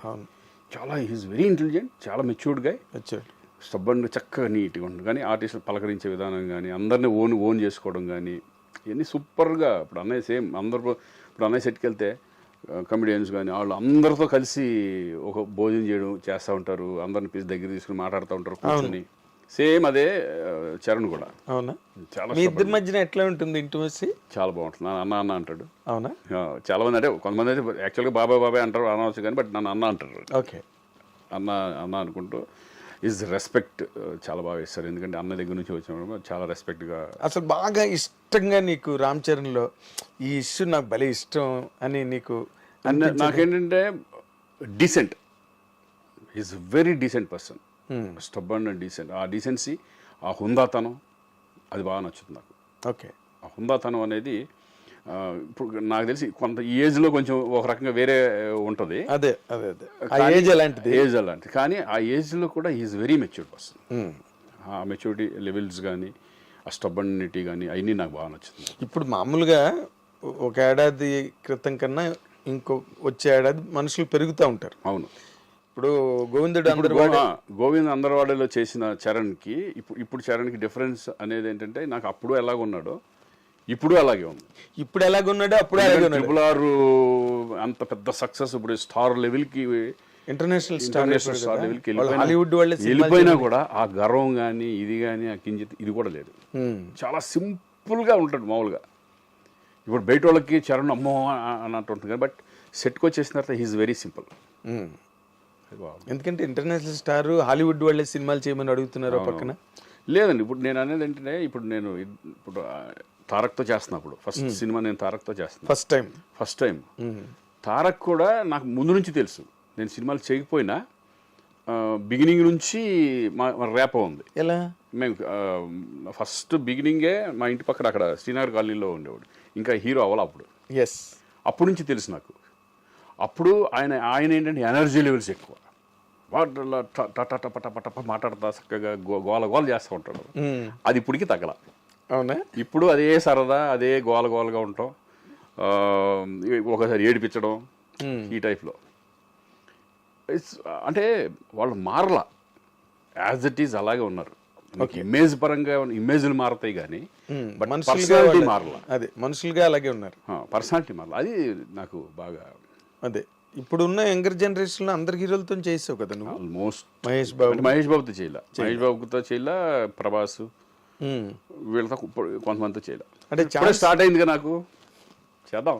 మొన్న అఖండతోనే కదా ప్రారంభం. అవును, మొన్న కదా సెకండ్ ఇన్నింగ్స్, అంతే సెకండ్ ఇన్నింగ్స్ కదా, అంతే. సెకండ్ ఇన్నింగ్స్ లాగా ఇది బోనస్ అనుకుంటాం, అంతే. Bonus, bonus correct. ఇది ఈ వర్డ్ కరెక్ట్, బోనస్. ఎందుకంటే ఊహించని అంతే మలుపు. అదేంటి, నా మెంటాలిటీలో ఏంటంటే నేను ఇండస్ట్రీలో ఉండాలి అనేది మెంటాలిటీ ఉంది కాబట్టి నేను ఇమేజెస్ కానీ వాటికి పోకుండా చక్కగా మనం ఉన్న దాంట్లో హ్యాపీ ఫ్యామిలీ సెటప్ లాగా వెళ్తున్నాం అంతే, ఎవరు అడిగినా సరే. అంటే మహేష్ బాబుతో ప్రభాస్తో ఇంతవరకు ఛాన్సులు రాలేదా? రాలా, ఇప్పుడే వచ్చి మిస్ అయ్యాయా? లేదు, రాలా. ఎప్పుడు అనుకోలేదు, అంటే మెల్లగా తారక్తో నేను అనుకోలేదు, ఎక్స్పెక్ట్ చేయలే. ఇప్పుడు దేవరాలో తారక్తో వచ్చింది అవకాశం, అలాగే చూసి అవి కూడా ఎప్పుడన్నా వస్తాయి, చూద్దాం. మంచిగా తప్పకుండా వస్తాయి. ఎందుకంటే అసలు బేసిక్గా నాకు ఎప్పుడు ఒక డౌట్, నేను మనం రాసే టైంలో, రైటింగ్ జర్నలిజం టైంలో కూడా అడగలేదు నేను, అసలు నువ్వు ఇండస్ట్రీకి రావడానికి మీ ఫ్యామిలీలో ఎవరైనా సినిమా ఇండస్ట్రీకి సంబంధించిన వాళ్ళు ఉన్నారా? అసలు లేదు. అసలు ఎందుకంటే నేను పుట్టి పెరిగింది కర్ణాటకలో, అసలు నాకు టచ్చే లేదు ఎవరు. నా రిలేటివ్స్లో కూడా ఎవరు లేరు, ఎవరు అసలు ఏం తెలీదు. ఓకే, మీదేంటి వ్యవసాయ కుటుంబమా? వ్యవసాయ కుటుంబం, రైతు కుటుంబం. ఓకే. ఫాదర్ నాన్నలు అప్పట్లో లాంగ్ బ్యాక్ అక్కడికి వెళ్ళిపోయి సెటిల్ అయ్యారు అనమాట, కర్ణాటకకి వెళ్ళి. నేను పుట్టింది అక్కడే, బ్రదరు, నా తమ్ముడు అందరూ అక్కడే, నేను అక్కడే పుట్టాను. నేను పుట్టక ముందు ఒక 20 సంవత్సరాల క్రితం వెళ్ళిపోయాడు. కారణం అదే వ్యవసాయం. అప్పట్లో తుంగభద్ర మొత్తం తెలుగు వాళ్ళందరూ ఇక్కడ నుంచి ఇక్కడ అమ్ముకుంటే అక్కడ ఒక 5 ఎకరాలు, 6 ఎకరాలు, 10 ఎకరాలు, 20 ఎకరాలు అట్లా వచ్చాయి. అలా ఇక్కడ ఇచ్చేసేసి అక్కడికి, ఎందుకంటే అగ్రికల్చరల్ రైతు కుటుంబం ఎలా ఉంటుందంటే ఎక్కడ నీళ్లు ఉంటే అక్కడికి వీళ్ళు వెళ్ళిపోతూ ఉంటారు. మన తెలుగు వాళ్ళు, తెలుగు వాళ్ళు ఉన్న గొప్పదనం ఏంటంటే వ్యవసాయం ఎక్కడ ఉంటే వాళ్ళు అక్కడ ఉంటారు. అది కర్ణాటకలో మేమనే కాదు, చాలా మొత్తం తెలుగు వాళ్ళే ఉంటారు చాలామంది, అంతా మైగ్రేటెడ్. ఓకే. ఎందుకంటే వ్యవసాయం మీద అంత ఇష్టం వాళ్ళకి. అది మరి అదే జీవనాధారం కదా, జీవనాధారం. ఫస్ట్ బిగినింగ్లో ఏముండేది, అంతే కదా, బిజినెస్ కాదు కదా. ఎవరన్నా సరే, ఎవరి హిస్టరీ తీసుకున్నా అసలు మొత్తం టోటల్గా ఇండియావే వ్యవసాయ ఆధారితమైన దేశం. అంతేగా ఎవరైనా అక్కడి నుంచి వచ్చిన వాళ్ళే.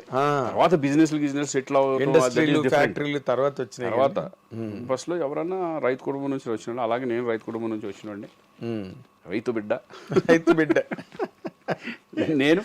నేను నాన్నకి సాయపడేవాడిని, నాగలి గట్ట అన్ని పట్టుకుని ఎడ్లు తోలటం ఇవన్నీ మొత్తం అన్ని వచ్చు. అవునా? ఓకే. వ్యవసాయం అక్కడికి వెళ్ళి కాపలాగా ఉంటాయి కదా, దాంట్లో పడుకోవడం, కలం అంటారు, కలం, వాటిల్లో నైట్లు మేము పడుకోవడం, నాన్నకి సపోర్ట్గా ఉండటం అన్నీ చేసేవాడు అనమాట. ఓకే. ఒక పక్కన చదువుకుంటూనే నైట్లు కాపలాకి వెళ్ళేవాడిని. Very nice. సో అదొక లైఫ్. ఎన్నాళ్ళది? ఏది? డిగ్రీ వరకు మన వ్యవసాయం ఉండేది అక్కడ నాన్నకి. ఓకే. తర్వాత నేను ఇండస్ట్రీకి వచ్చాను, తమ్ముడేమో అమెరికా వెళ్ళిపోయాడు, అక్క అక్కడ సెటిల్ అయిపోయింది. మాదంతా ఏంటంటే కరెక్ట్గా నేను ఇండస్ట్రీకి వచ్చినప్పుడు మొత్తం మా అకౌంట్ 0 అక్కడ. అవునా? కరెక్ట్గా నేను ఇండస్ట్రీకి ఎంటర్, తమ్ముడేమో అమెరికా వెళ్ళిపోయాడు, అక్కడ ఎంఎస్ దాంట్లో వెళ్ళిపోయాడు. ఆ టైంకి మొత్తం అంతా ఫాదరు మా ఇక చదువులు కానీ వాటికి కానీ వీటికి కానీ అన్నిట్లో చేసి మొత్తం 0కి అయిపోయాం. మళ్ళీ అక్కడి నుంచి మనం స్టార్ట్ అయ్యాం. అవునా? అంటే నిన్ను నార్మల్గా నాకు తెలిసినంత వరకు నీ గురించి ఏమనుకునేవారంటే బాగా బలిసిన కుటుంబం నుంచి వచ్చాడు, మిడిల్ క్లాస్, అంటే స్ట్రగుల్ కూడా పడలా, అంటే నేను తిండి లేకుండా ఉంటాం అట్లా లేదు. That's what it is. అది లేదు. ఎప్పుడు నువ్వు రాయల్ గా, డిగ్నిటీగా అలా వెళ్ళిపోతుండేవాడు. నాకు ఇప్పటికీ గుర్తు, నువ్వు టీడీపీ ఆఫీసు దగ్గర నుంచి అట్లా నడుచుకుంటూ నువ్వు అన్నపూర్ణ స్టూడియోకు ఒక జీన్ ప్యాంట్ లో చేయి పెట్టుకుని నడుచుకుంటూ వెళ్ళడం నాకు గుర్తు. నేను స్కూటర్ మీద అన్నపూర్ణకి వెళ్తుంటే అదొక లైఫ్, అన్ని ఒక ఎక్స్పీరియన్స్, చెప్పుకోవడానికి ఒక హిస్టరీ ఉంటుంది మనకి. 100%. ఏదో కేక్ వాక్ లాగా వెళ్ళిపోయే జీవితంలో కిక్కే ఉంటుంది. ఇప్పుడు మనకుంది, మా అబ్బాయికి ఉండదు ఎక్స్పీరియన్స్ కానీ, అన్ని చూసి వచ్చిన వాళ్ళం కానీ, లోతుపాతులు అవన్నీ వాళ్ళకు ఉండదు. వాళ్ళంతా ఆల్రెడీ కేక్ వాక్ వాళ్ళు కేక్ వాక్. వాళ్ళు ఇప్పుడు కావాల్సింది ఏంటంటే వాళ్ళు కష్టపడడం, దీన్ని చెడగొట్టుకోకుండా వాళ్ళు వెళ్ళిపోవడం అనేది మెయిన్ ఇంపార్టెంట్ ఇప్పుడు. ఎస్. ఇప్పుడు రోషన్ మీద నీ ఒపీనియన్ ఏంటి Srikanth? Is a very hard worker. Hard work is cinema మీద ఇంట్రెస్ట్ ఉండే వచ్చేసాడు ఇక్కడికి. ఇంట్రెస్ట్ లేకపోతే బలవంతంగా మనం తోయలేం. ఎగ్జాక్ట్లీ. వాడు లీ స్ట్రాస్బర్గ్ వెళ్ళి అక్కడ డిప్లొమా చేశాడు, యాక్టింగ్ డిప్లొమా చేశాడు. అలాగే బాంబేలో ఒక దబాంగ్ 3 అని చెప్పి సల్మాన్ ఖాన్ది, Prabhudeva direction, okay, 1 year assistant డైరెక్టర్గా వెళ్ళి ఫుల్ ఫిల్మ్ అసిస్టెంట్ అక్కడే ఉండి బాంబేలోనే ఉండి అసిస్టెంట్ డైరెక్టర్గా ఫినిష్ చేసుకున్నాడు. ఆ ఎక్స్పీరియన్స్ కూడా వాడు మొత్తం అంతా తెలుస్తుంది, గ్రౌండ్ అంతా తెలుస్తుంది కదా. అవును. అది కావాలని వాడు కోరుకుంటేనే పంపించాను నేను కూడా. అది కూడా ఓకే. నీ ప్రోద్బలం ఏం లేదు, మనది కానీ ఊహది కానీ ఏమి లేవు. అది మనకు తెలియదు. నువ్వు వెళ్ళు అసిస్టెంట్ డైరెక్టర్ అనలే కదా. వాడు నాన్న నేను ఇది చేయాలనుకుంటున్నాను, నేను ఇట్లా అనేప్పటికీ అప్పుడు ప్రభుదేవ బాగా తెలుసు కదా, అక్కడ హిందీలో ఫుల్ బిజీగా ఉన్నాడు కదా. ఒకసారి మాట్లాడే ఇంట్లో సూపర్ ఐడియా పంపించేసే, నో ప్రాబ్లం అన్నాడు. పెట్టేసాం అనమాట. ఓకే. అందుకేంటంటే సినిమా మీద ప్యాషన్ ఉంది బాగా, కష్టపడతాడు, సినిమా మీద ప్యాషన్. ఇక నెక్స్ట్ ఏంటంటే ప్లానింగ్, ఇంకా మనకు తెలియదు ఏముంది ఇండస్ట్రీ పెళ్లి సందడి టైటిల్ తోనే మళ్ళీ సినిమా చేసి రావడం. అక్కడ నుంచి ఇప్పుడు నెక్స్ట్ ఇప్పుడు వృషభ అని జరుగుతుంది, మోహన్ లాల్ అండ్ రోషన్ది. ఇప్పుడు అది రన్నింగ్లో ఉంది. మార్చి నుంచి మన స్వప్న వాళ్ళది స్టార్ట్ అయిపోతుంది, Vyjayanthi movies. Very good. Main అది మంచి రెండు డిఫరెంట్ సబ్జెక్ట్స్ పడడం పెద్ద రేంజ్లో. అవునా? ఇంకా దాని తర్వాత ఇంకా ఆడు ఎంత నిలబెట్టుకుంటాడు, ఎంత కష్టపడతాడు అనేది ఆడి మీద వెళ్ళిపోతా ఉంటుంది. ఓకే. అంటే ఇన్ జనరల్గా ఫ్యామిలీ లైఫ్ పాయింట్ ఆఫ్ వ్యూకి వస్తే, బికాజ్ ఐ నో మీరిద్దరు లవ్లో పడడం, మీ ఇద్దరు మ్యారేజ్ చేసుకునే ప్రపోజల్ రావడం, ఇవన్నీ నాకు తెలుసా వాతావరణం. మీ అందరూ ఫస్ట్ నుంచి మా కళ్ళెదురుగుండా జరిగింది. మ్యారేజ్ అయిన తర్వాత తను సడన్ గా స్టాప్ చేసి, మ్యారేజ్ అవడంతోనే ఇంకా లేదు, ఇంకా అన్ని ఫినిష్ చేసింది. నాకు గుర్తున్నాయి అవన్నీ. మ్యారేజ్ అయిన తర్వాత అసలు మీ ఫ్యామిలీ లైఫ్ ఎట్లా నడిచింది శ్రీకాంత్? వెరీ హ్యాపీగా. అంటే ఏముంది, మీరు చూస్తూనే ఉన్నారుగా. అవును.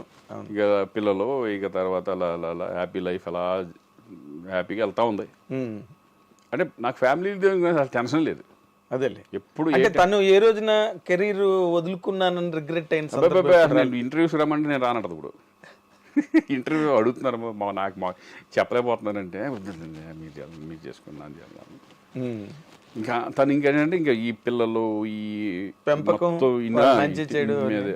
అంటే అది అసలు యాక్చువల్గా చెప్పాలంటే అది చాలా పెద్ద ఫుల్ టైం జాబ్ అది. అవును, 24 hours. మందేముంటుంది ఇక్కడ, షూటింగ్ ఉన్న రోజు హ్యాపీ, షూటింగ్ లేకపోతే మనం ఇక్కడ కూర్చొని టీవీలు చూస్తాం, అవి చూస్తాం, ఇది చూస్తాం, కబుర్లు, ఫ్రెండ్స్. బట్ అది మాత్రం ఉండేది కదా ఇంట్లో. ఒక లేకపోతే అసలు నడను కూడా నడవదు. ప్రతి దాని మీద కంట్రోల్ ఉండాలి, కమాండ్ ఉండాలి. ఇప్పుడు వాళ్ళు పెద్దవాళ్ళు అయిపోయిన తర్వాత పెద్ద రెస్పాన్సిబిలిటీ తక్కువ ఉంటాయి. పెళ్ళిళ్ళు అయిపోయిన తర్వాత, అవును, పెళ్ళి అయ్యే వరకు వాళ్ళే చూసుకున్నారు. మొత్తం 3 పిల్లల్ని మెయింటైన్ చేయడం అంటే, అవును, చూసుకోవడం అంటే అంత ఈజీ కదా అది. అవును, 3 లైఫ్లు, 3 పిల్లలు అంటే. అసలు పాప గురించి. పాప ఏమో ఇప్పుడు కెనడాలో చదువుతుంది, Vancouver UBC, university of British Columbia. Okay. దాంట్లో మార్కెటింగ్ ఇది చేస్తాం అన్నమాట. ఎంబీఏ. ఓకే. అక్కడ ఎంబీఏ వేరే అంటారు, ఎంబీఏ అనరు, but equivalent under graduation, equivalent qualification అంతే. బీబీఎం లాగా. అదే ఆ పాప ఇంకా అక్కడే సెటిల్ అయిపోతుందేమో కదా. అక్కడ ఇంట్రెస్ట్ లేదు సెటిల్ అవ్వాలని, బట్ 4 years ఎడ్యుకేషన్ బాగా చదువుతుందను. ఓకే. Rank student. ఓకే. అంటే కంపారిటివ్గా రోషన్ కన్నా తను బెటర్ స్టూడెంట్ అంట. ఎస్, రోషన్ కంటే బాగా చదువుద్ది. ఇద్దరు బాగా చదువుతారు, మూడోవాడు కూడా బాగా చదువుతాడు. ఓకే. రోషన్ అంటే మిడిల్, అంటే అటు బాగా చదవడం అంటలేదు, బాగా చదువుతాడు అంటలేదు. అదే తను సినిమా మెటీరియల్ 70 అట్ట సినిమా మెటీరియల్. స్పోర్ట్స్ ఎక్కువ ఇంట్రెస్ట్ వాడికి, సేమ్ నాలాగా. ఓకే. నువ్వు క్రికెట్ ఇష్టం కదా? క్రికెట్ అన్ని గేమ్స్ ఆడేవాడు కాలేజ్లో. అవునా? కాలేజ్లో, స్కూల్లో కానీ ఐఎమ్ ఛాంపియన్ ఆఫ్ చాలా. డిస్కస్ త్రో కానీ, షార్ట్ పుట్ కానీ, కబడ్డీ ఆడేవాడిని, బాల్ బ్యాడ్మింటన్ అయినా ఉండేది. కానీ ఇప్పుడు మనకి సోషల్ మీడియా వచ్చిన తర్వాత Srikanth, with all due regards to you, ఏంటంటే కొన్ని ఎక్కడి నుంచి జనరేట్ అవుతాయో ఆ న్యూస్లు మాకే షాకింగ్ గా ఉంటుంది. ఎందుకంటే 24 గంటలు ఈ మధ్యకాలంలో వచ్చింది కదా మా ఇద్దరికి డైవర్స్ అని. That's what I'm saying. అది 24 గంటలు మేము ఇండస్ట్రీలో తిరుగుతాం కదా. అవునవును. ఎక్కడి నుంచి వచ్చిందిరా ఈ న్యూస్ అసలు? నేను అదే అన్నా, ఒకవేళ నిజంగా ఉంటే ఇంతమంది మనకు ఎప్పుడు రెగ్యులర్గా ఉన్న ప్రభు కానీ, మీరు కానీ, ఇప్పుడు వీళ్ళందరూ రెగ్యులర్ ఉన్న వాళ్ళు అడిగితే చెప్పేస్తారు కదా. ఒకవేళ ఏమైనా డౌట్ ఉంటే నాకే ఫోన్ చేసి అడుగుతారు కదా మీరు, ఏంటి ఇట్లా వచ్చింది నిజమా కదా అబద్ధమా ఏం అని. శ్రీకాంత్ అని అడుగుతాను అప్పుడు ఫోన్ చేపించి అమ్మ ఏదో అంటున్నారు చూడని. ఇదే జరిగింది మొన్న. ఓకే న్యూస్ మీ ఇద్దరం అక్కడికి వెళ్తున్నాం, అరుణాచలం వెళ్తున్నాం. అరుణాచలం వెళ్ళేటప్పుడు ఈ న్యూస్ ఇదైపోయింది. ఊహ శ్రీకాంత్ మధ్యలో అడ్డుగోడలు అంతే, ఏదేదో ఇంకా వాళ్ళ ఇష్టం, త్వరలోనే విడాకులు, వాళ్ళ అడ్డింగ్లు వాళ్ళే ఇంకా చేసి నాయన ఇదేంటంటే ఇద్దరు కూర్చొని మాట్లాడుకుని ప్రభుకి ఫోన్ చేసాం.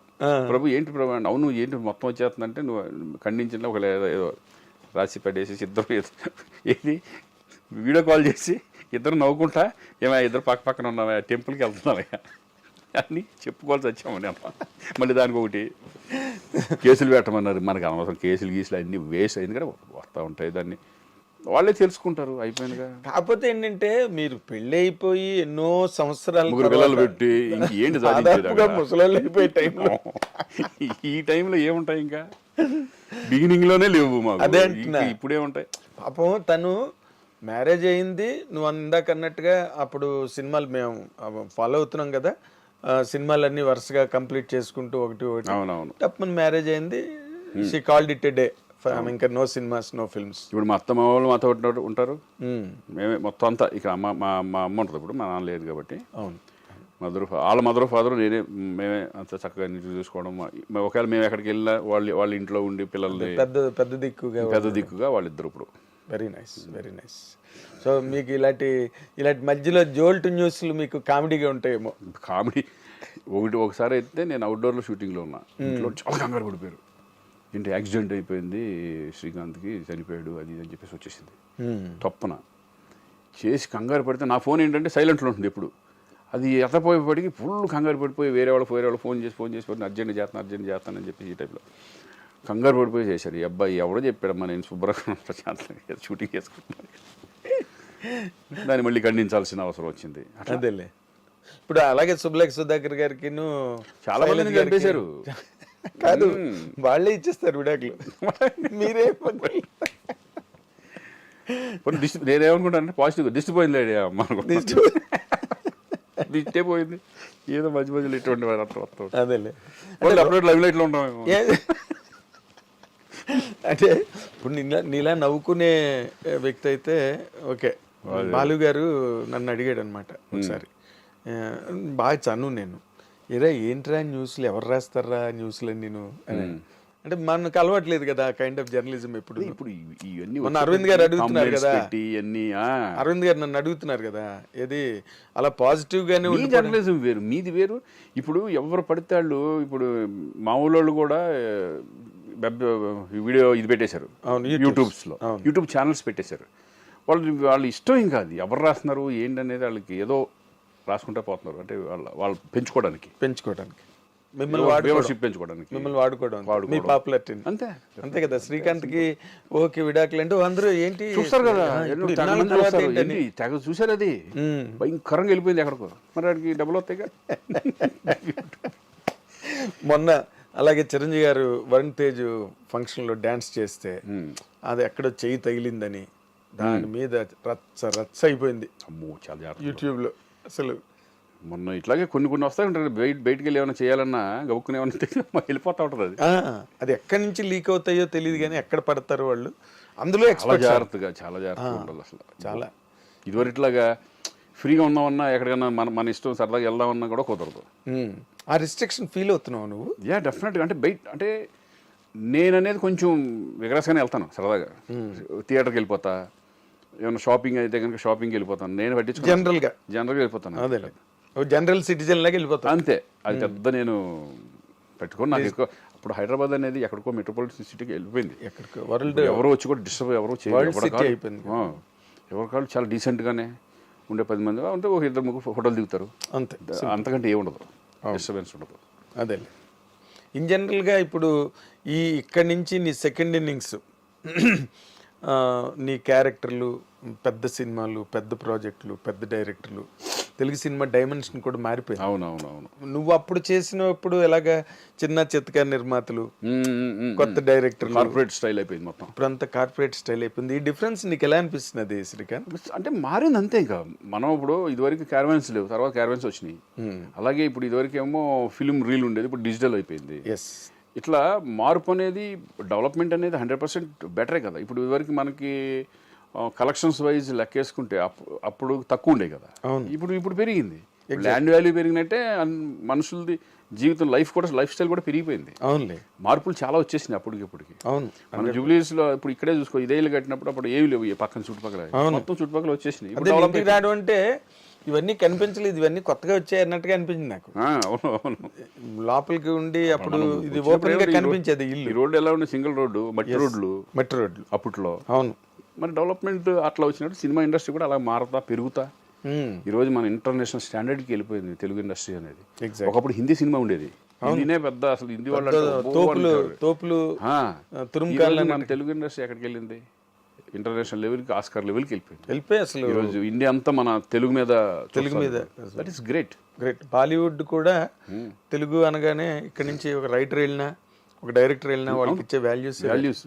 ఎందుకు నేను కర్ణాటక మొన్న వెళ్ళి చేశాను కదా, మన తెలుగు వాళ్ళు అంటే ఎంత రెస్పెక్ట్ అంటే, తెలుగు ఇండస్ట్రీ పీపుల్ అంటే అంత రెస్పెక్ట్. అంటే వీళ్ళు ఒక పెద్దోళ్ళు అనే ఫీలింగ్ వాళ్ళకి, అంటే they are big and feeling వాళ్ళందరికీ ఉంటుంది. అందుకని రెస్పెక్ట్ వాళ్ళు అలా ఇస్తారనమాట. తెలుగు డైరెక్టర్కి కానీ, హీరోస్కి కానీ, ఆర్టిస్టులకు కానీ ఎగ్జాక్ట్లీ వాళ్ళ రెస్పెక్ట్ విధానం అలా ఉంటుంది. మన అదృష్టం తెలుగు వాడిగా పుట్టినందుకు, మనం తెలుగు ఇండస్ట్రీలో ఉన్నందుకు నిజంగా ఒక రకంగా లక్ దేవుడు రాసి పెట్టిందంటే. 100%. ఎన్టీ రామారావు తర్వాత చిరంజీవి గారు వాళ్ళందరూ కూడా నేషనల్ లెవెల్లో, ఇప్పుడు తర్వాత కదా మనకి హిందీ సినిమాలు కానీ, ముందు అసలు ఎక్స్పెక్ట్ చేసింది ప్రతిబంధ చిరంజీవి గారు కదా. అవును, ఫస్ట్ బ్రేక్ త్రూ బాలీవుడ్ లో. అది అలా ఆ రేంజ్ తీసుకెళ్లారు ఇప్పుడున్న జనరేషన్. ఇప్పుడు నువ్వు సినిమాలు ఒక్కటేనా, నీకు ఇంకా వేరే ఇతరత్ర వ్యాపారాలు ఏమీ లేవు? ఓకే, ఓన్లీ సినిమా అంతే. ఇక ల్యాండ్ అంటే సినిమాలు పెట్టిన ల్యాండ్లు ఉంటాయి కదా మనకి, ల్యాండ్ అంతే తప్పితే వేరే బిజినెస్ లేదు నాకు. ఓకే, రియల్ ఎస్టేట్ అని బిజినెస్ లేదు, నీ ల్యాండ్స్ నువ్వు చూసుకోవడమే అంతే. ఓకే, అంతే తప్పితే మనకి వేరే ఏం లేదు, అంటే only cinema. Okay, in general గా నువ్వు షూటింగ్ లేదనుకో, ఫర్ ఎగ్జాంపుల్, అంటే ఫ్రెండ్స్ తో వెళ్ళిపోయినా బయటకి, ఇంట్లో వంట వరపు అలాంటివి ఏమైనా చేస్తుంటావా? వంట వరపులు ఏం చేయను. అంతేనా? అసలు తెలియదు నాకు. కాఫీ పెట్టుకోవడం కూడా రాదేమో? రాదు. అవునా? బంగారం. కాఫీ పెట్టంటే అన్ని రెడీ చేస్తే పెడతా, అబ్బా అది ఎక్కడుందో తెలీదు. అదే నేను ఇప్పుడు ఇవాళ మార్నింగ్ అనుకున్న పొద్దున తను వేరే పని మీద వెళ్ళిపోయింది, పూజ ఏదేందని, కాఫీ తాగాలి, చూస్తే ఏం లేవు, ఎక్కడుంటాయో తెలీదు. అంత దాంట్లో ఎక్కడ పెట్టారు అనేప్పటికి మా వాడు వచ్చాడు, అసిస్టెంట్ వచ్చాడు, రే కాఫీ పెట్టారంటే ఆడు పెట్టాడు. అలా అంతే. అంటే షూటింగ్స్, ఇంకా నాకు షూటింగ్ లేదు అనుకుంటే ఎక్కువ నేను మన సినిమాలు చూస్తాను, క్రికెట్ చూస్తాను, ఏదో ఒక రకంగా ఫ్రెండ్స్తో గడుపుతూ ఉంటాను ఇక్కడ. అదేలే, అది మా ఇంట్లోనే, ఎక్కడికి వెళ్ళను బయటికి. వేరే ఏ ప్లేసెస్కి క్లబ్లు అలవాట్లు లేవు, పబ్బులు క్లబ్లు ఇప్పుడు క్లబ్లు అయితే కొడతారు. ఏదైనా ఫంక్షన్ ఉంటే సరదాగా వెళ్తాం, కానీ బిగినింగ్ డేస్ లో కూడా లేదు అసలు. అదే మొదటి కూడా లేదు కదా నీకు. మొదటి నుంచి కూడా ఉన్నవాడికి ఏజ్ పెద్ద ప్రాబ్లం కాదు, ఏ ఏజ్ లోనే వెళ్ళిపోతారు పబ్కి వెళ్ళొచ్చు. బట్ ఎందుకంటే ఫస్ట్ నుంచి కూడా అలవాట్లేదు నీకు. ఎప్పుడన్నా వెళ్ళాలంటే ఏదన్నా వాళ్ళ బర్త్డే పార్టీలకి పిలుస్తూ ఉంటారు కదా, అదే అక్కడ పెట్టినప్పుడు అలా వెళ్తాం తప్పితే నేను మామూలుగా అసలు వెళ్ళాను, ఇంట్లోనే ఏదైనా. అదేలే, ఇప్పుడు నార్మల్గా వైఫ్ అండ్ హస్బెండ్ అన్న తర్వాత ఏదో ఒక చిన్న విషయానికో పెద్ద విషయానికో ఏదో చిన్న డిఫరెన్స్ ఆఫ్ ఒపీనియన్లు, చిన్న కీచులాట్లు, గిల్లి కజ్జాలు, ఇవన్నీ కామన్ లేకుండా అసలు కామన్ లైఫే లేదు కదా. ఇప్పుడు నార్మల్గా నువ్వు ఒక వైఫ్గా నువ్వు తనలో నీకు బాగా నచ్చిన అంశం ఏంటి?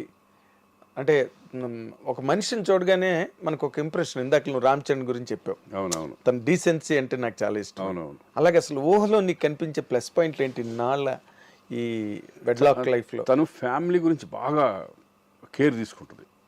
అంటే ఫ్యామిలీ అంటే అన్ని తనే చూసుకుంటుంది, కేర్ తీసుకుంటుంది. తను ఏంటంటే ఎప్పుడు ఈ ఫ్రెండ్స్ వచ్చినా ఎవరు వచ్చినా ఇక్కడ వండి పెట్టడం కానీ ఈ కానీ అవి కానీ అసలు ఏది తీసుకోవడం అటువంటిది అవన్నీ ఏముంటుంది. పేషెన్స్ ఎక్కువ. ఎందుకంటే మా ఇంట్లో ఎవ్రీడే 3-4 ఎక్స్ట్రా ఉంటుంది. ఓకే, వాళ్ళు వచ్చినా రాకపోయినా. ఓకే, ఇప్పుడు మధ్యాహ్నం మా ఫ్రెండ్స్ వస్తారు కదా, ఇక్కడ భోజనం రెడీగా ఉంటుంది, భోజనం చేస్తాం. ఈవినింగ్ పొద్దున కంటిన్యూ, అది అసలు తీసుకోవడం లేదు. ఓకే, ఒకసారి తనే అడిగి ఏమంటే ఈరోజు మటన్ చేయమంటారు, ఎవరెవరు వస్తున్నారు అంటుంది. వెజిటేరియన్ వాళ్ళు ఎక్కువ ఉన్నారు నా పక్కన, ఎక్కువ వాళ్ళు ఉంటారు. వెజిటేరియన్ ఫ్రెండ్స్ ఉంటారు ఎక్కువ. అదేలే, ఇంకెవరు మెంటాలిటీ వెజిటేరియన్ మెంటాలిటీ అందుకని. అవును, నేను ఎక్కువ వెజ్ తింటా, నాన్ వెజ్ తక్కువ. ఒరిజినల్ తిన్నా కూడా తక్కువ. ఒరిజినల్ మెంటాలిటీ నీదంతా వెజిటేరియన్ మెంటాలిటీ. ఏ మెంటాలిటీ? అదే నాన్ వెజిటేరియన్ సరదా ర్యాష్ గా ఉండడం అదే అది అలా ఉండదు. ఏం మనకి నీలోని బాగా ఊహ ముందు వేరేలే. తన్నాడు కదా నేను అడుగుతుంది, నేనే చెప్తాను. కాదు ఇన్ జనరల్ గా ఎక్స్ప్రెస్ చేస్తుందిగా. అంటే ఇప్పుడు నేను ఏంటంటే గోయింగ్ ఏమో అంటే నేను ఎక్కువ మా డిస్కషన్లు అయ్యి ఉండవు, ఏమో చిన్న చిన్న ఉపన్యాసాలు కట్టే ఉండవు. ఇప్పుడు చూడు ఇట్లా తప్పు పెట్టాను అనుకోండి, ఏంటంటే మీరు చూసుకోవచ్చు కదా అంటే, అరే మర్చిపోయి ఇంక వదిలే వేరే పెట్టాలంటే అసలు ముందే చూసుకోవచ్చు కదా, అదే ఇది ఇప్పుడు ఆడవని ఉంటుంది కొంచెం. ఇప్పుడు ఈ ఓహ్కి ఇదంతా తెలుసా, టికెట్లు మిస్ అయిపోవడం? తనే ఫోన్ చేసి చెప్పింది. ఇప్పుడు ఇదే కదా వచ్చింది, ఇప్పుడు అట్లా చూసుకోవాలి కదా మీరు, అది చేసుకోవాలి కదా. చిన్న మతి మరిపు ఉందా నీకు? మతి మరిపు ఏం లేదు, అది ఒక్కోసారి ఏమవుతుందంటే ఓవర్లేప్ నవంబర్ 29 డిసెంబర్కి వెళ్ళిపోయింది. డిసెంబర్ బుక్ చేశా, వచ్చేటప్పుడు ఏమో డిసెంబర్ కరెక్ట్ గా ఉంటది, వెళ్ళేటప్పుడు మనది మిస్ కొట్టేసాం. ఒకసారి అలా జరిగిపోతా ఉంటుంది. అవునా? ఓకే, ఇవన్నీ తట్టుకుంటుంది ఊహ. నీట్ గా ఒకసారి చూసుకోవాలి నీట్ గా. అమ్మా ఈ రోజు ఎంత డేటు, ఓకే అట్లా. లేకపోతే ఫ్లైట్ టికెట్లు కదా. అవును, ఇప్పుడు నీకు లక్కీగా దొరికే కాబట్టి సరిపోయింది. మీ అత్తగారు మామగారు మళ్ళీ వెనక్కి వచ్చి వెనక రాలేరు, కూర్చోవాలి ఇరుముడు కట్టుకుని. ఆ టెన్షన్ లేదు, అందుకని అయిపోయింది. అదే ఫ్రీ. ఇప్పుడు ఈ ఆన్లైన్ ట్రాన్సాక్షన్ నిన్ను కాపాడింది. అవును, అంతే కదా. ఎగ్జాక్ట్లీ. ఇప్పుడు ఈ లైఫ్ స్టైలు, నీ పిల్లలు అంటే రోషన్కి ఇప్పుడు ఈ సినిమాలు మంచి బ్రేక్ ఇస్తాయని నమ్ముతున్నావా? సినిమా అంటే మంచి సినిమా అంటే వెయిట్ చేసింది ఏంటంటే మెయిన్ స్వప్న వాళ్ళ ఫిల్మ్ గురించి. మనం పెళ్లి సందర్భ తర్వాత ఎన్ని వచ్చినా కూడా మనం ఏంటంటే దాన్ని యాక్సెప్ట్ చేసామని చెప్పేసి, అది పీరియాడికల్ టచ్ ఉంటుంది. అది ఓకే, రజాకుల్ది ఆ బేస్ తీసుకుని ఒక బాయ్ వెళ్ళి ఎలా సబ్జెక్ట్, అది రజాకర్ బేస్ చేస్తే అదే చేయాలని కూర్చున్నా యాక్చువల్గా. అది కొంచెం మెల్లమెల్లగా 2 నెలలు 3 నెలలు అలా తోసుకుంటా కే ప్రాజెక్ట్ ఉంది కదా. అవును, వాళ్ళది అది అయిన తర్వాత అది అలా వెళ్తా విశ్వరూపం. దాని తర్వాత స్వప్న వాళ్ళు ఇంకా వాళ్ళని కూడా మనం ప్రెజర్ పెట్టలేం కదా, వెయిట్ చేద్దాం, ఇంక చిన్న ఏజే కదా అప్పుడే. పైగా స్క్రిప్ట్ అలాంటిది, ఎందుకంటే దాన్ని రెడీ అవ్వడానికి వీడికి గ్యారంటీగా బాడీని పెంచుకుని ఒక మెచ్యూరిటీ లెవెల్స్ రావాలి, ఇవన్నీ ఉంటాయి. ఓకే, ఇంకా అందుకని దాని ముందు వృషభ వచ్చింది, అది కూడా మైథలాజికల్ టచ్ ఉండి ప్లస్ ప్రజెంట్ జనరేషన్ లాగా మగధీర టైప్ ఆఫ్ ఓకే ఆ బేసిస్ ఉంటుంది అతను. పూర్వజన్మలో జన్మ అట్లా ఈ ఇప్పుడున్న ప్రజెంట్ ఓకే ఆ టైప్ ఉంటుంది. ఈ రెండు సైమల్టేనియస్గా మనం యాక్సెప్ట్ చేసాం. అదే ఇంకా మిగతా అన్ని ఇంకా జరుగుతున్నాయి. ఎవరు ఏదైనా కూడా ఇప్పుడు రెగ్యులర్ లవ్ స్టోరీలో లేకపోతే రెగ్యులర్ ఫ్యామిలీ డ్రామాలో చూడట్లా, హారర్ థ్రిల్లర్స్. ఒక హీరో వాడు లైఫ్ స్టార్ ఏదన్నా అవ్వాలంటే అది కమర్షియల్ వేలోనే వెళ్ళాలి. అవును, చిన్నగా వెళ్దామంటే ఇప్పుడు కుదరదు, మీలాగా కుదరదు. అది వాడు వెళ్తే పర్ఫార్మెన్స్ లెవెల్స్ కానీ ఆ లెవెల్స్ కానీ ఫస్ట్ నుంచి అలా ఉండాలి. ఎగ్జాక్ట్లీ, గ్రాండ్ గా గార్జియస్ గా ఉంటేనే వాళ్ళు నిలబెట్టుకోగలుగుతారు. అంతేగాని మళ్ళీ చిన్న స్టేజ్ లో లేట్ అయిందని అదే నువ్వు ఒకటే అన్నాను, లేట్ అయిందని తీసేసి వాడేంటంటే లేట్ అయితే ఉందన్న మంచి సినిమా చేస్తాం, సినిమా చూసిన తర్వాత బాగుందంటే లేట్ ఏమనిపిస్తుంది, ఇంకేమనిపిస్తుంది. వాడు బాగా స్టబర్న్ గా నీట్ గా.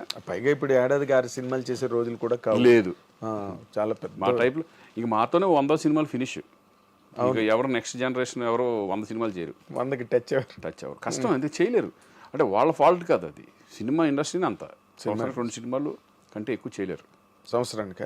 2 ఎక్కడ శ్రీకాంత్? అదే అంటున్నా, అంటే మరీ స్టార్లు అంటే ఒక సినిమానే రావడం, సినిమాలే 6 నెలలు 9 నెలలు పట్టేస్తుంది. జనరల్ గా ఇంత కెరీరు ఇంత పాపులారిటీ నీకు ఏ రోజున పొలిటికల్ ఎంట్రీకి నీ మీద ప్రాబ్లం రాలేదా శ్రీకాంత్? నాకు ఎప్పుడు ఫస్ట్ ఇంట్రెస్ట్ ఉందని నా సైడ్ నుంచి తెలిస్తే వాళ్ళు అడుగుతారు.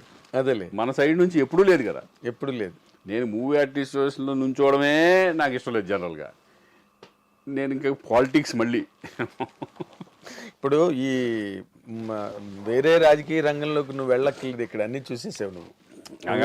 మూవీ ఆర్టిస్ట్ కదా, ఒకటి చిన్నది, అవి కొన్ని ఏంటంటే అప్పటికప్పుడు ఉంటాయి తప్పితే కానీ అంత రేంజ్కి వెళ్ళిపోద్దని మేము అయితే ఎక్స్పెక్ట్ చేయాలి.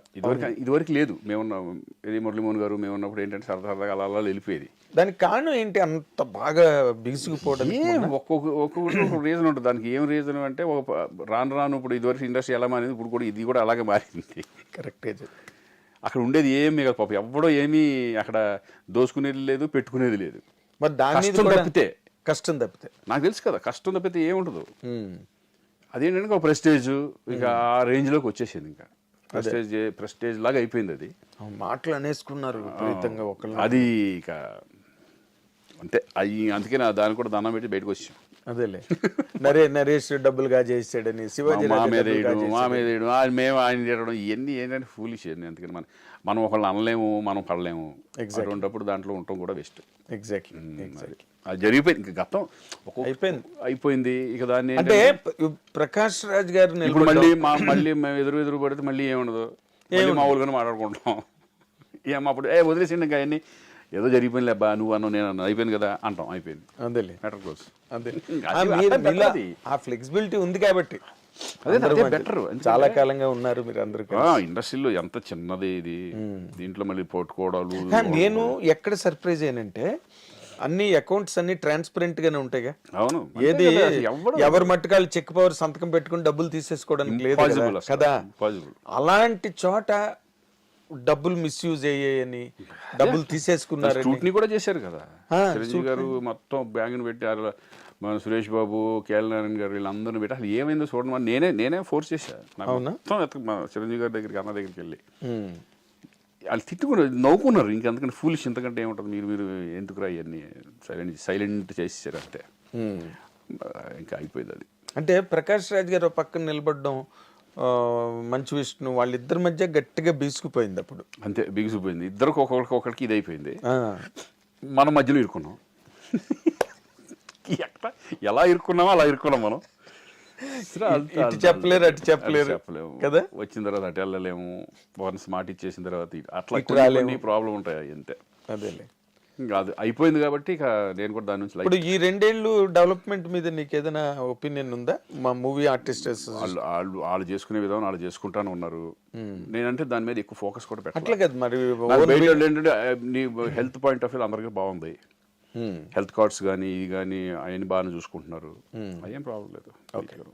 ఇప్పుడు మళ్ళీ నెక్స్ట్ అంతకంటే చేసేది ఏముండదు అక్కడ. ఏముంటుంది కూడా. నీకు కావాల్సింది ఏంటి, హెల్త్కి సంబంధించిన ఇష్యూస్ మీద ఇన్సూరెన్స్లు అవి చేసుకోవడమే కదా. అవును అంతే. ఏదో కొంతమంది పేద కళాకారులు ఉంటే వాళ్ళకి ఏమైనా హెల్ప్ చేయడము అవన్నీ చేస్తాం. ఓన్లీ ఏంటంటే ఈ బిల్డింగ్ది అది ఒకటే పెద్దదో లేపారు అందరూ, ప్రతి వాళ్ళు బిల్డింగ్ అంటే విష్ణు సొంతంగా కట్టిస్తానో సొంత ల్యాండ్ మీదనో ఏదో మాట ఇచ్చాడు. ఇక అవన్నీ ఏంటంటే ఇక అనుకుంటాము కొన్ని చేస్తారేమో. ఇంకా ముందు కదా, ముందు టైం ఉంది.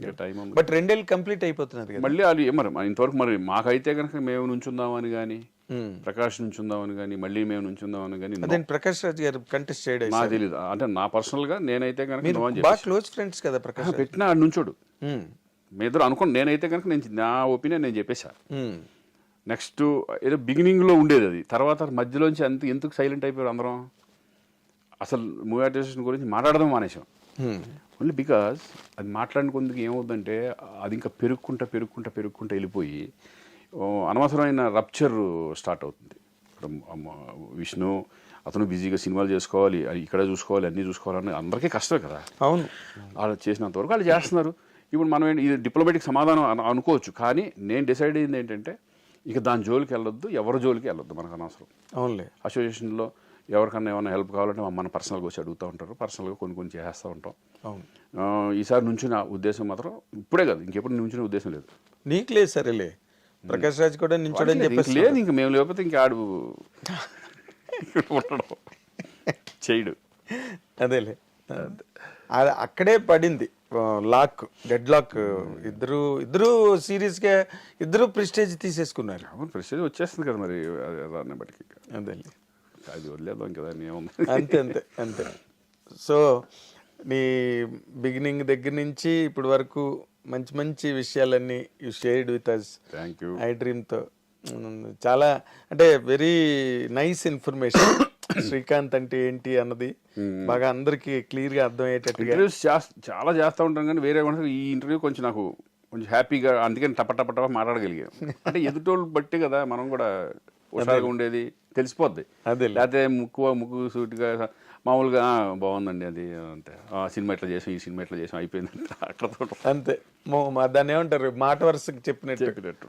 Exactly. And we are very happy.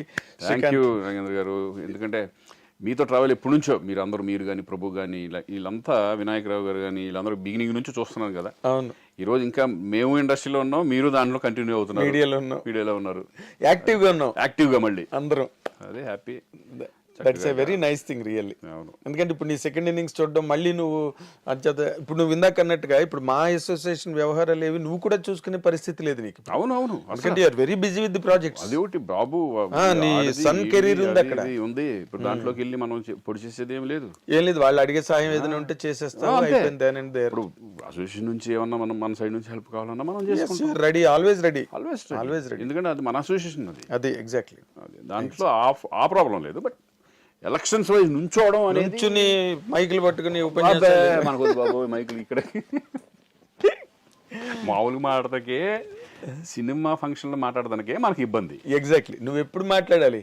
నువ్వు మొన్న ప్రెస్ మీట్ లో మాట్లాడితే నేను చాలా ఆశ్చర్యపోయాను. అమ్మో శ్రీకాంత్ అది ఏదో మ్యాటర్ ఏదో వీళ్ళు బాగా చేశారు, వాళ్ళు బాగా ఇది చెప్పడమే కదా. ఎగ్జాక్ట్లీ.